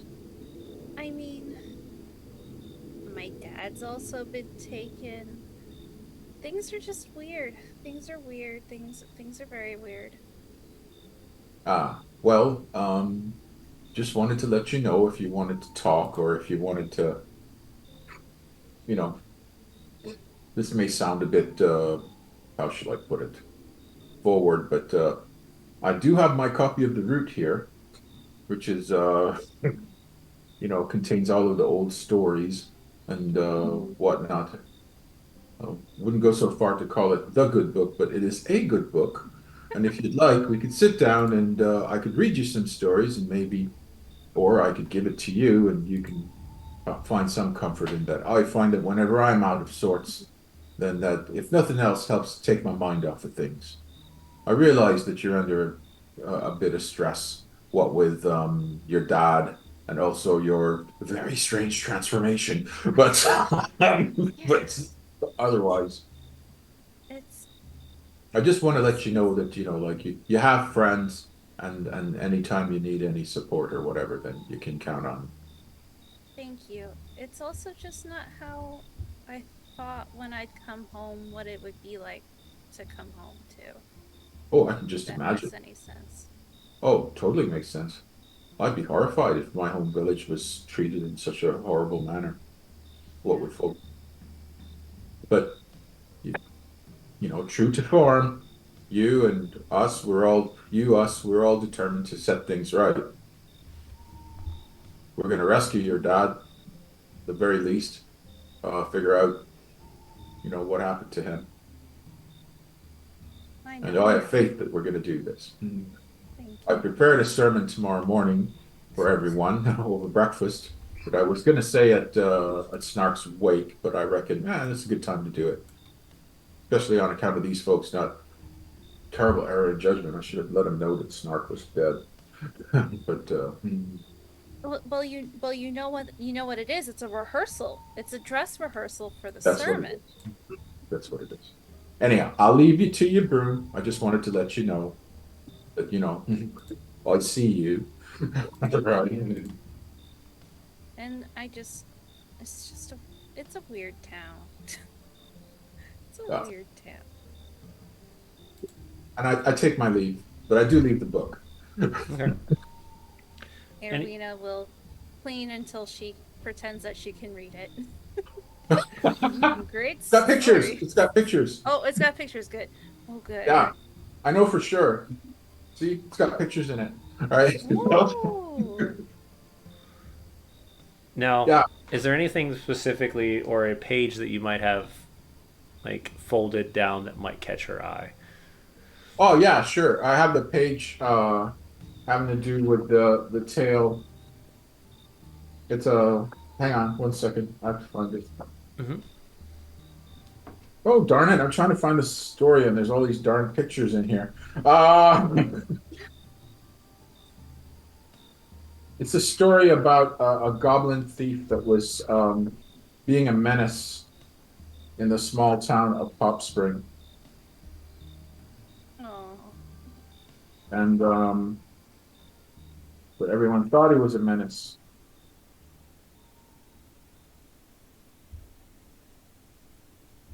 And I think while she's reading the story,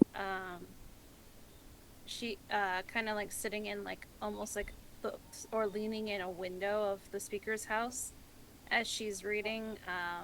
There are minor illusions of what's happening in the book, kind of like happening out in like almost a hologram out in front as Okay. she's like reading through it, almost absently casting magic.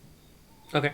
As you continue to dive deep into the words of this book, um, you do notice that almost like constellations start to build around you of these different moments within the book. You know, it's showing this small farm town where a little goblin is sneaking around, and other images are showing, you know, being cast out of the town.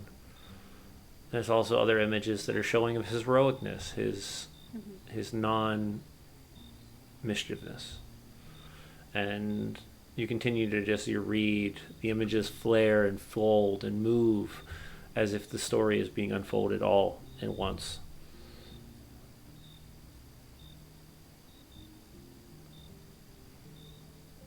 And then as you stop, you watch the lights slowly dim away until they're faded to nothing. Do any of us see the weird sorcerer stuff happening? If you stuck around, then yeah, after she Yeah. started getting into the book, you would notice that. All right, I nod and then I say a small prayer. Okay. I go find Stern and say, "Will you pray with me, brother?" Of course. All right. This I'll invite anyone else who wants to pray with me, and I hold a little prayer ring. okay, and there's a few of the other individuals or villagers also come to say prayers either for lost loved ones or people that had fought valiantly during the raids, and even those that were accidentally or that were lost due to the Durgar attack only months ago. Uh,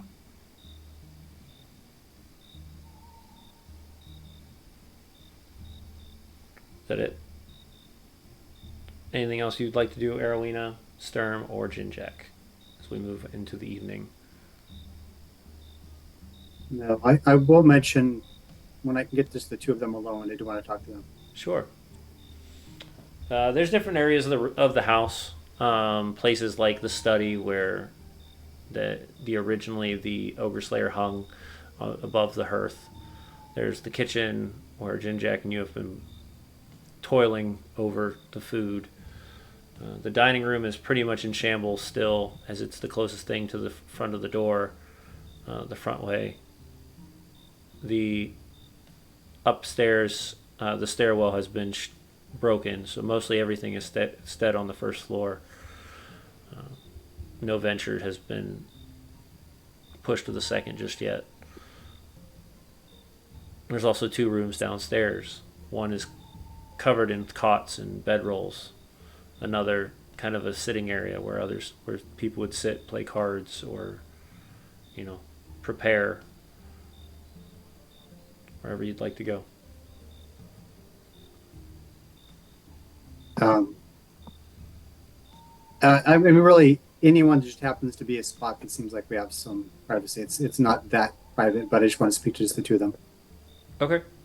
Um, Probably upstairs is your best. The study is probably your best option. Okay.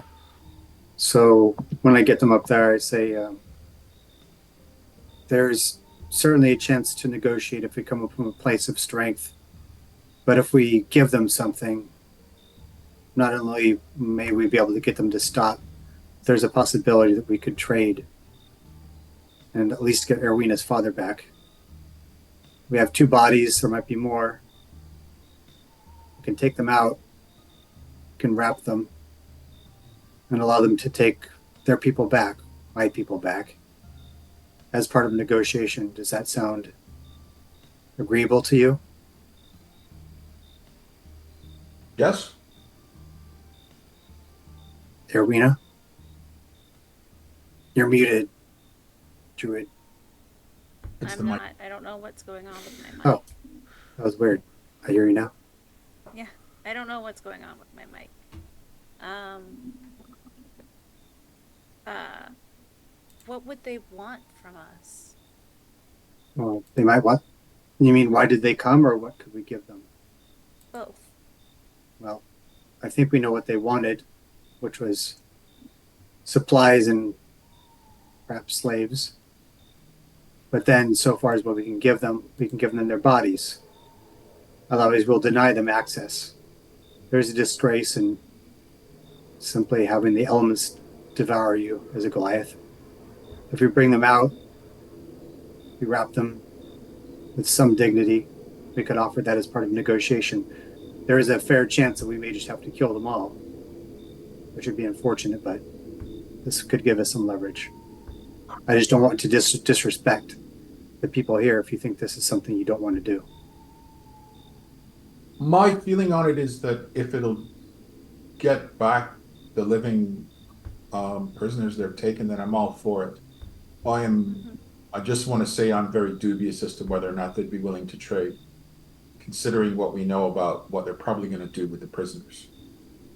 They're not being taken as slaves, they're being taken as sacrifices, if that's the case. Hmm.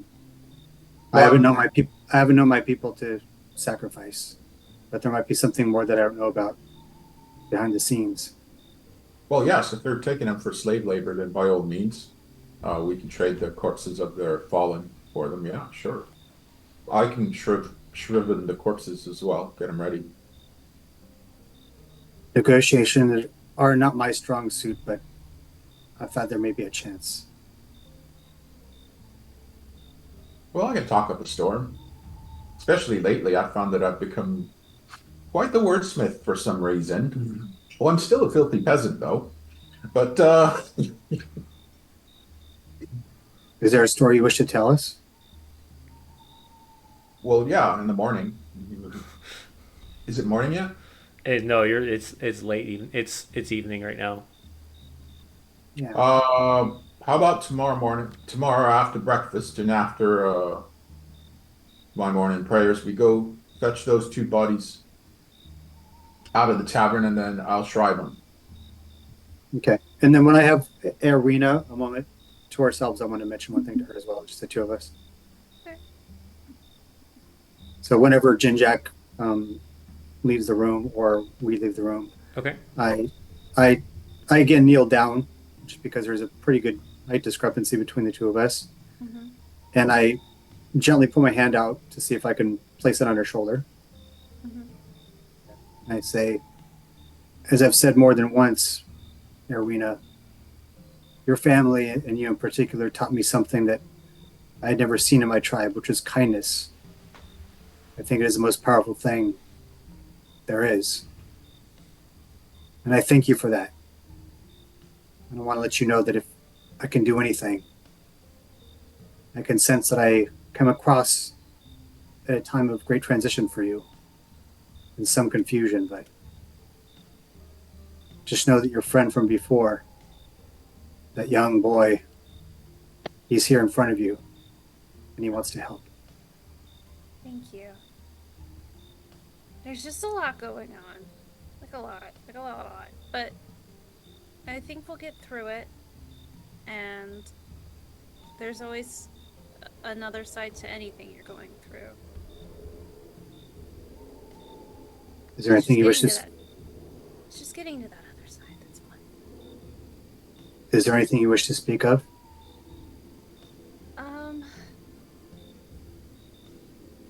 I mean, thank you for your help and assistance. Nothing at the moment, though, besides gratitude. Well, I will be here. Just so you know, if you wish to speak, Even if I'm asleep, wake me. I'm I here for you. know. I'm here for you, Rabbit. And I stand up and smile. Mm-hmm. Well, you can't tell me that because now I'm just gonna talk all the time. That's one thing I loved about you. So much energy. Too much for most people, but thank you.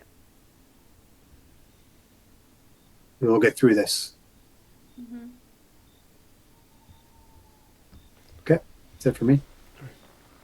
As you finish your conversation, you find rooms. Um, Trovis kind of peeks in. He's sorry, I don't want to bother you, but uh, bed down is getting close, and make sure you all have your own spot to sleep tonight. Thank you, and thank you for your hospitality to the town. I know that Castle and Benji have their own way of making light in the dark, but I do appreciate that you've let a light on for the town. Well, trying my best. It seems like at least if I stick around, I can at least protect the town as much as possible. We appreciate it. And he directs you to a couple areas of the house, towards the back of the edge of the dining room area, which is partially collapsed out, and they've placed extra cots or the extra bedrolls down there. He says, we're full downstairs, but at least this way you'll stay at least outside of the cold."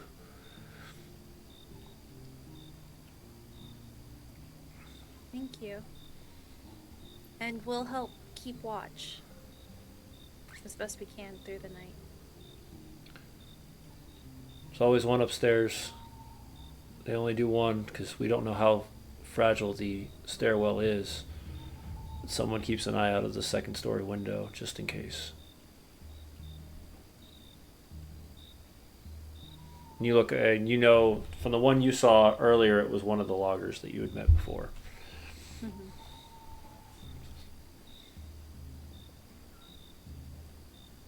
I'll send word to Corey and her team to let her know that everyone's safe here, and we'll go from there for the evening. All right. And he kind of wanders off to go check on. He stops by very fervently, checks on every single person in the house, one by one, making sure everybody's okay and taken care of. And like I said, a much different demeanor of a Trovis than the one that was a drunk and unsure of how he gets places.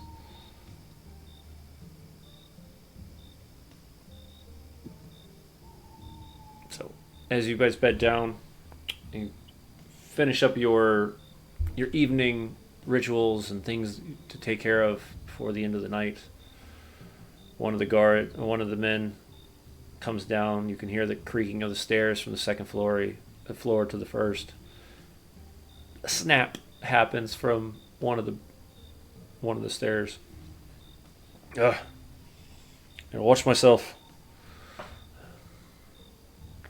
He hands off the crossbow to another individual who walks back up there, stepping over that crack now, up to the second story where he sits. Is the roof open? No, the roof Okay. is still closed. All right. So for myself, once everyone's kind of beds down, because of the fact that I'm fairly impervious to cold because of my Goliath. I take half damage from cold, etc. And my Outlander ability. My intention is to basically um, cuddle up to the wall right at the outside of the building and throw bearskins over me Okay. and basically sleep there. And that way, if the animals do make noise or I hear something that would be more audible outside, that I'll be there. Are you sleeping on the ground, or you want to go on the roof? No, no. I think because I'm big, probably not a good idea. Okay. Right, the front door. Okay. So right outside of the trapdoor area where the hidden door was that he opened, where the front door originally was. You take your bear skins and toss them over you as you nuzzle into the snow itself. A sense of warmth, but your body impervious to that cold of the snow itself. Your mountain form taking hold of where you're at. The other two bedding down inside, and a watchful eye keeping out an eye. Halfway through the night, though, or what is night in Icewind Dale, you hear the fluttering of wings, heavy, large wings. That's me. Hmm? Me or all of us? You Okay. being outside. Then, okay, I'm instantly going to perk up and look to the sky. You see a large black and white feathered bird just kind of hovering around in like this circular motion around Kerkonig. Okay, I will instantly go in the door and call to Erwina and Jinjak. Okay. Erwina is drooling, but will and gets up very I believe- quickly. I believe a griffin, maybe more, are here. A griffin? Okay. You saw Griffin. Right, probably. Better wake up Trogus. You see him nuzzle, kind of got a group of pillows pushed against the side. Probably the least comfortable of the crew. His crossbow still laying on his lap. He immediately snaps up, looks. What's going on? We may have company. Oh, Uninvited Right. guests. kind of. We're gonna go have a look see, but just wanted to give you a heads up. I appreciate it.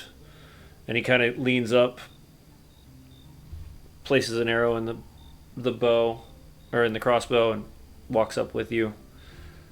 Slowly lifts open the trap door, peers out, looks out into the snow, grabs a lantern, kind of tries to point out to see where it's at.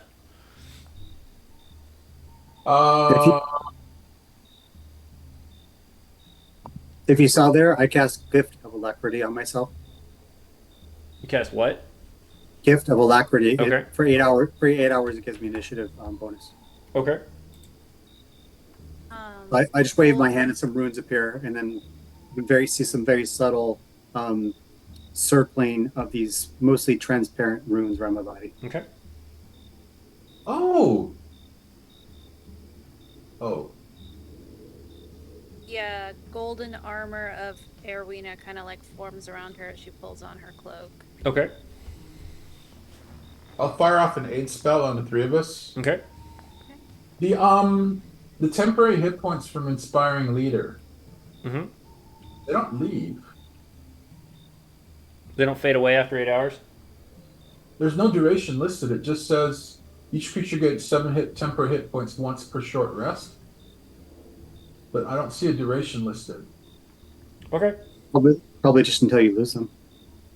All right, so yeah, I'm casting aid on on Erwina and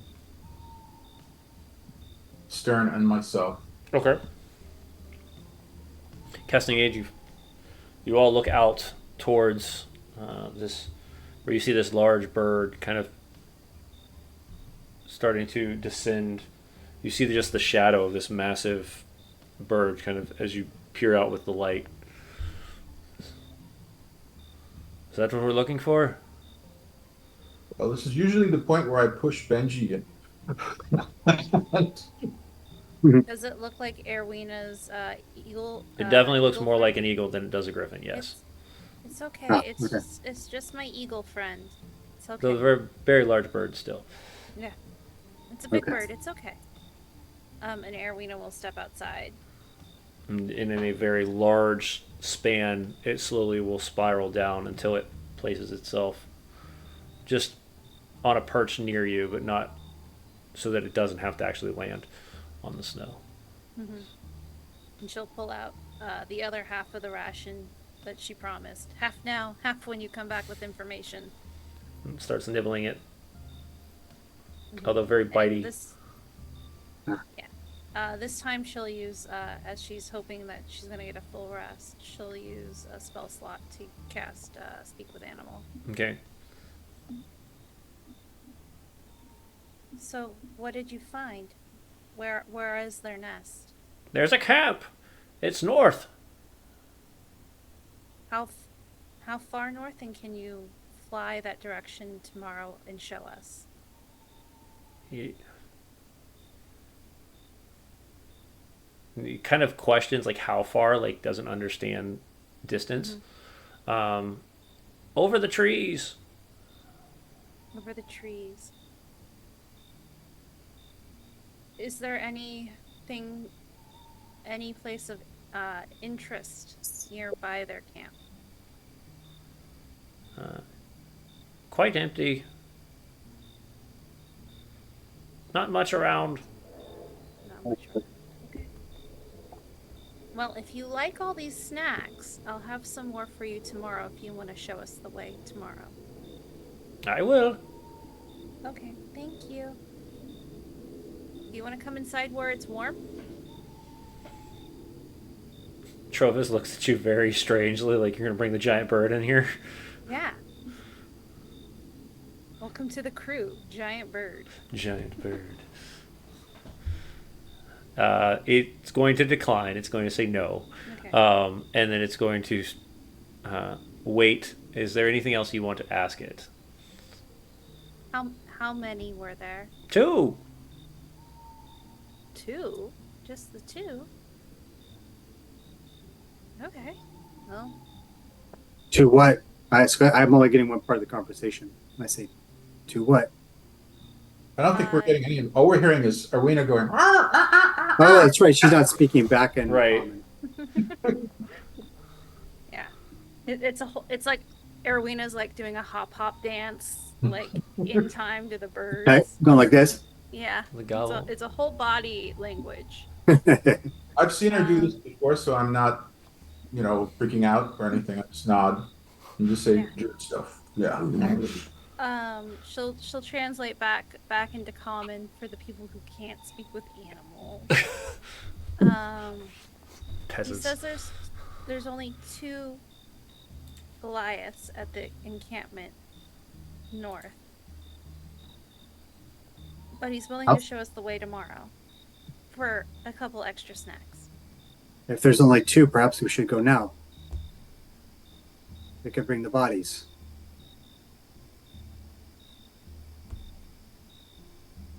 We could, but I mean we can. We don't have our friends though. Well, if there's only 2 of them, we'll be in a position of strength. They will respect that. Well, what do you think, Jinjack? Oh. Well, I thought the bird said it could only take us tomorrow. Could your eagle friend take us today? Before the spell ends, she'll ask the bird if it wants to go back right now, or if it wants to wait till tomorrow. Today's fine. Okay, we could. He says he's good now. Breakfast, prayers, shrive the bodies, and then we head out there. I mean, Okay. if it's just 2 of them, I'd sort of, as long as we have a means of running away if it looks like we're going to get toe chucked, stomped. Yeah. I mean, I'd certainly feel better if the murder mommies were here, but well, I'm confident that 3 of us can take 2 of them. oh, 4. There's Polaris too, so right. I look at her. Yeah. Okay, then we should be all right. Famous last words. This is a good time. I could use the augury spell. Yeah. Actually, it is, All yeah. right. Well, first thing first, breakfast and prayers. So you're gonna If do that's all right, everyone. breakfast before the long rest? Is that what you're doing? Well, I was gonna read this story. I figured tonight would be a good time to do it. Okay. if that's okay with everyone. 100%. Of course. Just so long as you don't say it out loud. All right, I read the story and then we're done. Let's go. I'm ready, Uh, brother. Go for it. yeah, this is supposed to be for Snark's wake. So we'll do this over breakfast, and I'll read this for everyone who's in Clovis's house. Okay. Pull out the root and start reading.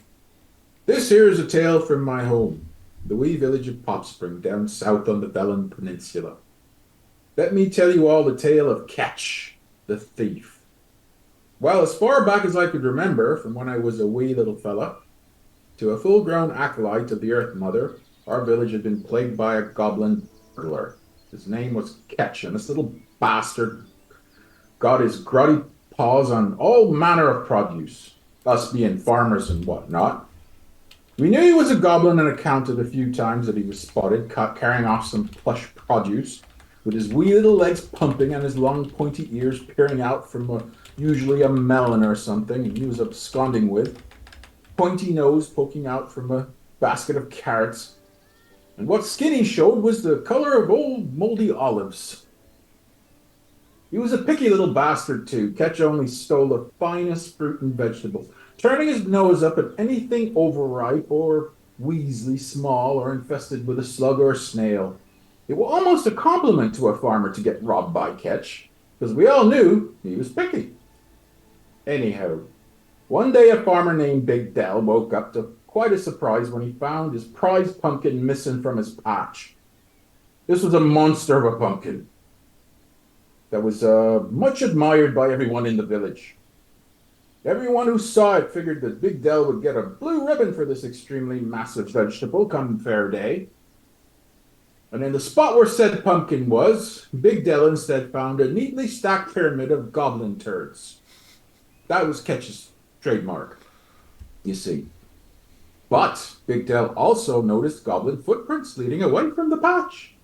Old made a fatal error, Big Dell was thinking. Little bastard was so greedy he'd forgotten how heavy that massive pumpkin was, and he'd left a trail we could follow.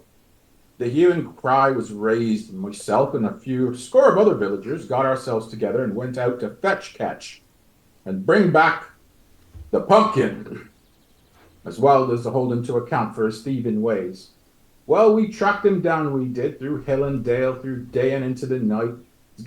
I myself was getting a bit suspicious myself. This just seemed too easy. I mean, the tracks were plain as day, as if Ketch didn't care that he was being followed. Imagine our surprise as those damn tracks led us into a dark forest clearing, where we stumbled across a camp filled with some desperate and dangerous-looking bastards. Bandits from the look of their gear and remnants of their plunder. They looked just as surprised as we did. Well, what followed was a full-on Donnybrook, as we had two of those black-hearted bastards. We had the numbers and the grace of the goddess on our side, so we prevailed. We freed 3 hostages, captured 3 bandits who surrendered, the rest choosing to die at our hoes and pitchforks. Once we brought them back to Popspring, we called the county magistrate, who came the next day with a couple of marshals from the city, Velin that is. Turns out these fellas were known to them, scallywags who'd been raising hell up and down the Velin Peninsula. The marshals clapped them in irons and took them off to Velin for judgment. The magistrate gave the village the reward for their capture. It was a fair bit of coin. We'd already seen to the rescued hostages and arranged for their comfort and eventual return to their families. Well, the village council and the women's circle agreed to have a small celebration and thank the gods for the safe return of the bandit catchers. Oh, we had a fine party with much dancing and drinking and merrymaking. And that night, Ketch robbed 3 farms. Little bastard. I got right curious at this point and started asking some questions of the gray hairs in the village. The oldest of them remembered Ketch and remembered other people asking questions about Ketch. The gaffers remembered tales of Ketch robbing the village. How strange, I thought. So then, I went to Nani Sweetgrass, who was the priestess of our village, of which I was an acolyte, and I asked her about this. And she laughed. And she said three things. And I always remember these three things. One, catch is a reminder that we do not own the world. We don't own nature. At best, we're just the stewards. We're farmers, fishers, and hunters who live on nature's bounty. Two, you and I, Jim Jack, we're not the only protectors of the village. And Ketch, as the village's silent protector, demanded a price for his protection. Three, don't be telling anyone to be leaving offerings out for Ketch. He hates that. He likes to steal, and he likes to challenge. So that, the story of Ketch, the protector of the village of Foxburg. As fine a goblin as I've ever seen. Well, not seen. I've never seen it, actually. Anyhow, blessings of the earth mother be upon you. That's my tale. And And this catch is analogous to your friend Snark. he reminds me a lot of Snark. Or Snark reminded me a lot of Ketch. Except he wasn't a thief and burglar or anything. It's just very easily misunderstood. It is a good story, and there is a good message there. Thank you. So that's, well, the regular 7 bonus hit points there, 6 people. So I'll refresh the ones on the 3 of us. And then I'll give Trovis and 2 other people. All right. As you finish your tale and you present this amazing story about, the goblin who was the silent protector, some of us felt a little bit more inspired as each of you remember those moments of when you were with Snark. Mm-hmm. Trovis as well. A small tear trickles down his face, hits the ground, slides over his whiskers, that long tentacle that hangs from his chin, and then hits the ground. Oh, I'll do a toast to Snark as well. I toast as well. He raises his glass. And he toasts as well. Takes a big swig.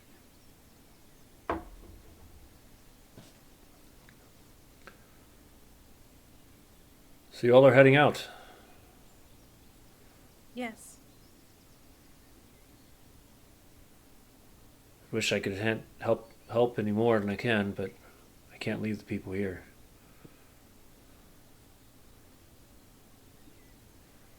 We Just- understand. Just in case they come back.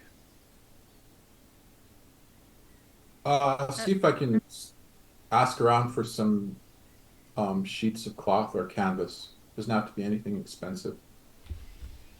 For the shriving. He tells you pretty much anything you find of cloth you can take without any question.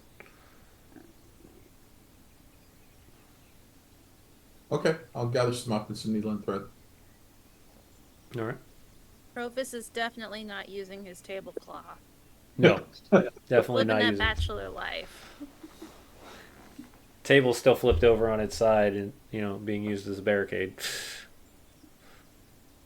Pieces of the actual table have actually been pulled apart and legs are being used as weapons.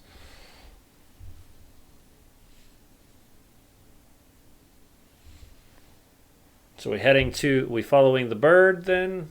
As you head Yeah, we're following the outside, bird. you're looking for your Well, hook, line, navigator. and sinker first. Hook, line, and sinker to get the bodies. Okay. I'll put my axe on my back, and because of my Goliath feature, I can carry double what I normally would. Okay. And so I think with 18 strength and double carry, I'm planning to carry each of them, one over each arm or shoulder. Sounds good. As you head into the hook, line, and sinker, the frozen, you're able to gather both of the bodies up Um,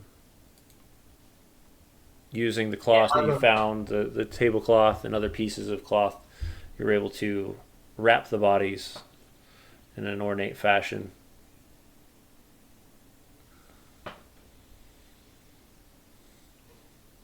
Okay, we There head you go. out, I guess. Okay. So three of you head out to north. The bird giving you a distance ahead as it flies towards the mountains. Um, Trudging through the snow, it's not. There's no real heavy wind today, and though there's no light out, it seems to be less dark than normal. The the borealis colors flicker throughout the morning as the coverage of daytime still kept by the frost maiden herself. You start to climb the mountain area up a hill, your feet sinking deeper and deeper into the snow as you push forward. This goes on for about 30-40 minutes as the bird continues to fly, perching every once in a while from one tree to the next, the sparse trees from each side. Till you get to the top of this hill, and you can see hills leading towards the actual mountains known as the spine of the world. But on that hillside, you can see a small canvas tent just on the other side of the valley where you're standing. You can see a fire that the small amounts of smoke still billowing from, or still pulling from the fire itself as it was snuffed out. You figure then the bird points its beak towards that area over there. I'll lead slightly, carrying the bodies. Okay. And I was. Oh, Good. sorry. Go ahead, I was please. gonna say while Jinjak was doing the shriving of the bodies, Erwina would have left an animal messenger for Castle and Benji, letting them know where we've gone. Okay. Yeah. I will cast Gift of Alacrity before we enter the camp area. Okay. But this time I'm going to cast it on Erwin. Ooh. So you get an extra D8 to your initiative if it comes to that, Okay. for 8 hours. Okay, so I'll walk and lead, and I turn to Jinjak. I say, I can start, but as I said, they do not have much respect for me. You may be the one best to negotiate with them. Yeah, goddess's blessing Okay. will go well. Or if it does not go well, goddess's blessing will survive. Yeah. About 50 feet away, I'll call out in Goliath. Oh, it is Sturm. Sturm? You hear a bellowing voice come from the campsite. I have the bodies of the tribesmen that you lost in Kirkonig. Why have you come back so fast, Sturm? I've come to speak with you. Arn will not be happy. Have you found ways to kill off the snow and the darkness? I have found those who may help. Yes, I have. You see him kind of pull away what seems to be a heavy animal cloth door that he's hung behind the canvas, this rounded tent. As he steps out, axe in hand, man stands about 8.5, 9 feet tall, broad-shouldered. A set of wrapped hair locks hang from his head, from the back of his head down in this circular motion coil. You can see tattoos on both his chest, open chest and arms, as well as face. His ashy skin immediately catches your glance. Shortly after, though, another individual peers out, a woman little more covered in what seems to be bear, some sort of bear or wolf's fur. I recognize them. Members of the clan, but nobody of interest. The one you would have seen as they seem to work closely with Arn, the chieftain of the clan. You would know him as Ferrock. So Barack, and then whatever the, because I'm assuming in a clan of about 30 that I know everyone's name Yeah, at least. so it would be Ferrock and Breno. Okay. Barack, Renault, these are two of the five that are joining me in our quest to stop the curse. So what brings you here, Sturm? I've come to tell you that the work you do makes the work that I was quested to do difficult, very difficult. And at this point, I set down the two bodies and I stand up. I say, you raid. You raid one of the people that are going to help us with this curse. This is Erwina. Kerkonig is our home. As you may remember, that was my home for some time. While you were You cannot, weak. I will not deny that. But I'm still here and I still have my quest. You cannot expect the alliance of those whose homes you destroy and whose father that you kidnap. Why did you take the people? We need help. Arn chose to take the people of Caer Konig in order to redeem some of those lost. So, servants, slaves. We've lost the mines, Sturm.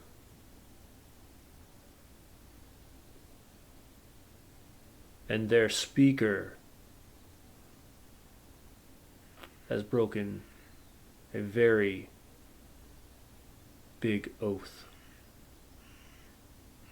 Can you translate that for me, James? Their speaker, they're talking about a grudge that the two clans have against each other, and the fact that the speaker has worked with the other clan has now made it angry. Made your clan angry. Goliaths are So known this, to have heavy grudges. so this attack on Kerkonig is some kind of reaction to the rival Goliath tribe? Probably want to speak with Arn about that one. He called the raid just a month ago. Where are those that you took? Are they back at camp? They're back at Back the up. they're back at the shelter. Yes. How far is that, James? From this campsite, probably. Let me look. Oh,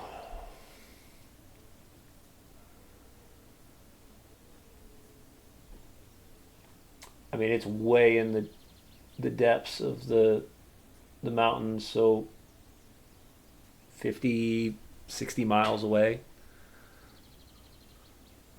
Is that about a week? How About long a is that? week worth, yeah. You would know this is probably the just a staging ground where this campsite is, and then they would plant a raid here, bring them back here, and then take the larger journey. Okay. So an important question I have for you, James, Sure. is given the pseudo code of honor, the way that they do things, the things that they value, is this a bit over the top? Is this outside of the realm they would usually kind of butcher and kidnap what are normally considered at least neutral nearby towns, or is this something that they do? So they don't normally kill, but taking people and I would say it's out of their normal to even take people. They're willing to pillage if need be in order to survive. They're still a clan of nomads that don't always have all of the resources they need. Um, but slavery and servitude don't seem to be something you've ever seen the clan do. Okay. there is actually stories of a time where all of the clans united and there was no need for any of this.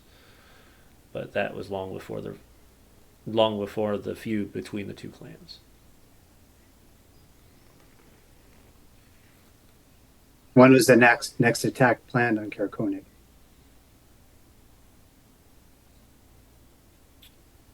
Why are you asking so much? Because I told you what you do directly affects and impedes my progress. Do we care about slaves or do we care about removing this curse that affects us all? Give me a persuasion. That's gonna be shit.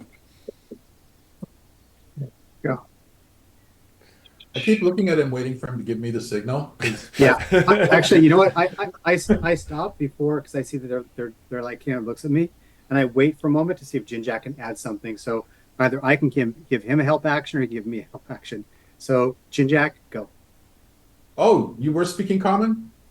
Oh yeah, All right, I thought you were speaking Goliath. That's why I didn't absolutely speak. not. I only call out in Goliath to get their attention. Yeah, absolutely. I said, "Oh, giant friends, why do you think that we would be your enemies or your foes? Or do you have any inkling of what the consequences are when you treat us like prey? You assume that we are weak, and I can assure you we are not. Look, we have brought the bodies of your fallen here for you, in the hopes that we may talk with you in order to get the return of our people. But it looks like they are not here. You are here. Why can't we talk? Why can't we be friends? Why can't we discuss terms? At the very least, let us know when the rest of your tribe will return, and we will return on the same day, and we can talk this through. And I pray to the goddess that I can convince you of this action, of sharing this information with us. Now, it's either going to be deception or persuasion. You tell me what you're trying to do. Are you trying to I'm deceive trying to or are you persuade trying them to to, persuade? yeah, I'm better at persuading than deceiving because I'm a good little priest. So as a help action, I'm going to slowly and casually draw my axe to show a position of strength, which I think they would respect. Okay. Um, does that give me Well, no, I don't get advantage unless you're proficient in Are you persuasion. proficient in persuasion? Oh, I thought help action works for anything. I have to have It has proficiency. proficiency, yes. Gotcha. Okay, well I draw my axe anyway. Okay. All I'll right, give so you this is a normal. I'll give you roll me a d6. Sure. One sec. 4. So add that to Okay. your I was gonna persuasion. say that Erwina is proficient Oh, Oh, Okay. in persuasion and will remark, um, as somebody who has been asked to assist in ending this curse that will benefit your tribe, I am now reticent to assist Sturm in his quest to aid you on your behalf because you've taken my father. Help me help you is her little kick in for that advantage for Jinjack. all right. So What would you get? I haven't rolled yet. I'm just waiting. Okay. Okay. So I'm at advantage, and it's this roll plus 6 plus 4. Right. +4. That would be a 23. Plus 4 is 27. Okay. ooh, His demeanor changes quite a little, slightly. His shoulders drop a little bit. Well, I can't make that decision. Arn is the only one that can call off the raids. However, what I can do is on the next raid, we can use the griffins to return you to Arn. When will that be? 2 days from now. All right. We'll be coming back here in 2 days then. And you'll be needing 5 griffins. Done. Lucinda. Bargain well and done, sealed in the goddess's favor. I think we can just leave the bodies, I reckon, eh? Yeah, I say I leave these bodies as a token of good faith. You see them taking stones and beads and hanging them over the bodies and carrying them into the tent with them. And with a heavy bow, they will give you a respect at this point, as you have brought back their dead. Okay, I attack. Okay. Just kidding. Okay. As they step back out, you can just 2 days. They'll be here. We'll be here in 2 days. I'm gonna take my walk off into the sunset. I don't know. Walk off into the sunset. The boss playing in the background. I don't know. Yeah. Don't look back. Don't look No. back. Just in case Don't wave. Just in case it explodes, because then we won't be cool. Yeah. All right. As you head back towards the town, just giving a fade as the tent goes away, as the campsite fades in the distance. You reach back to where Trovis is, and he greets you. So, what did you find out? I assume one of you guys want to talk to him. Yeah, go ahead. He sees you coming into town. Like, you don't even make it all the way in town. Yeah. So we've learned that the people are being taken to help their people because of the mines, and they're upset that you accepted the help of the other tribe. They now call you basically an oath breaker to them, and that is why it has been so fierce. We've been trading with the other tribe for quite a long time. Why now? Desperate times, I'm assuming. But that is something we're going to ask Orem when we get there next time. The next raid will be in 2 days, and we're gonna go try and get our people back best we can. Do we need to gather a raid? Assaulted when they arrive? I mean, what's the plan? They promised to fly us back with their griffins to speak to the leader of my tribe. And that'll be alright? That's enough? Well, with Ben and our paladin, I think we will be in a place of strength. And they do want me to finish this quest for the curse, so there's value there as well. You don't And We're hoping if we they- can. And if they want our help, we can't help if we're dead. They seem to have some idea that the speaker has broken some pact with them, and so we need to get that sorted out as well. Any pact I've broken with them, it was someone I didn't know. Come again? If it was a pact I broke with them, something I didn't know. Oh, all right. Well, we'll get that sorted as well. I mean, I'm sure it's just a misunderstanding.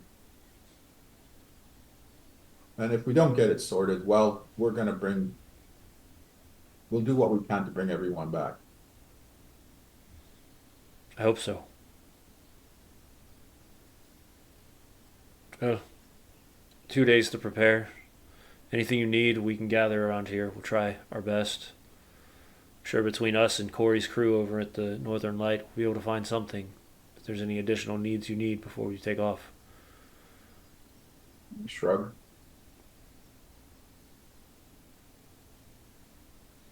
Well, then let's head back in where it's nice and warm. Let I everybody have else a know nap to that catch. we have a plan, and that hopefully this is the last of the raids that we have to deal with for quite a while. Well, that's the good news. In 2 days, you'd be rated. Instead, 2 days, we're gonna go treat with them. And in the meantime,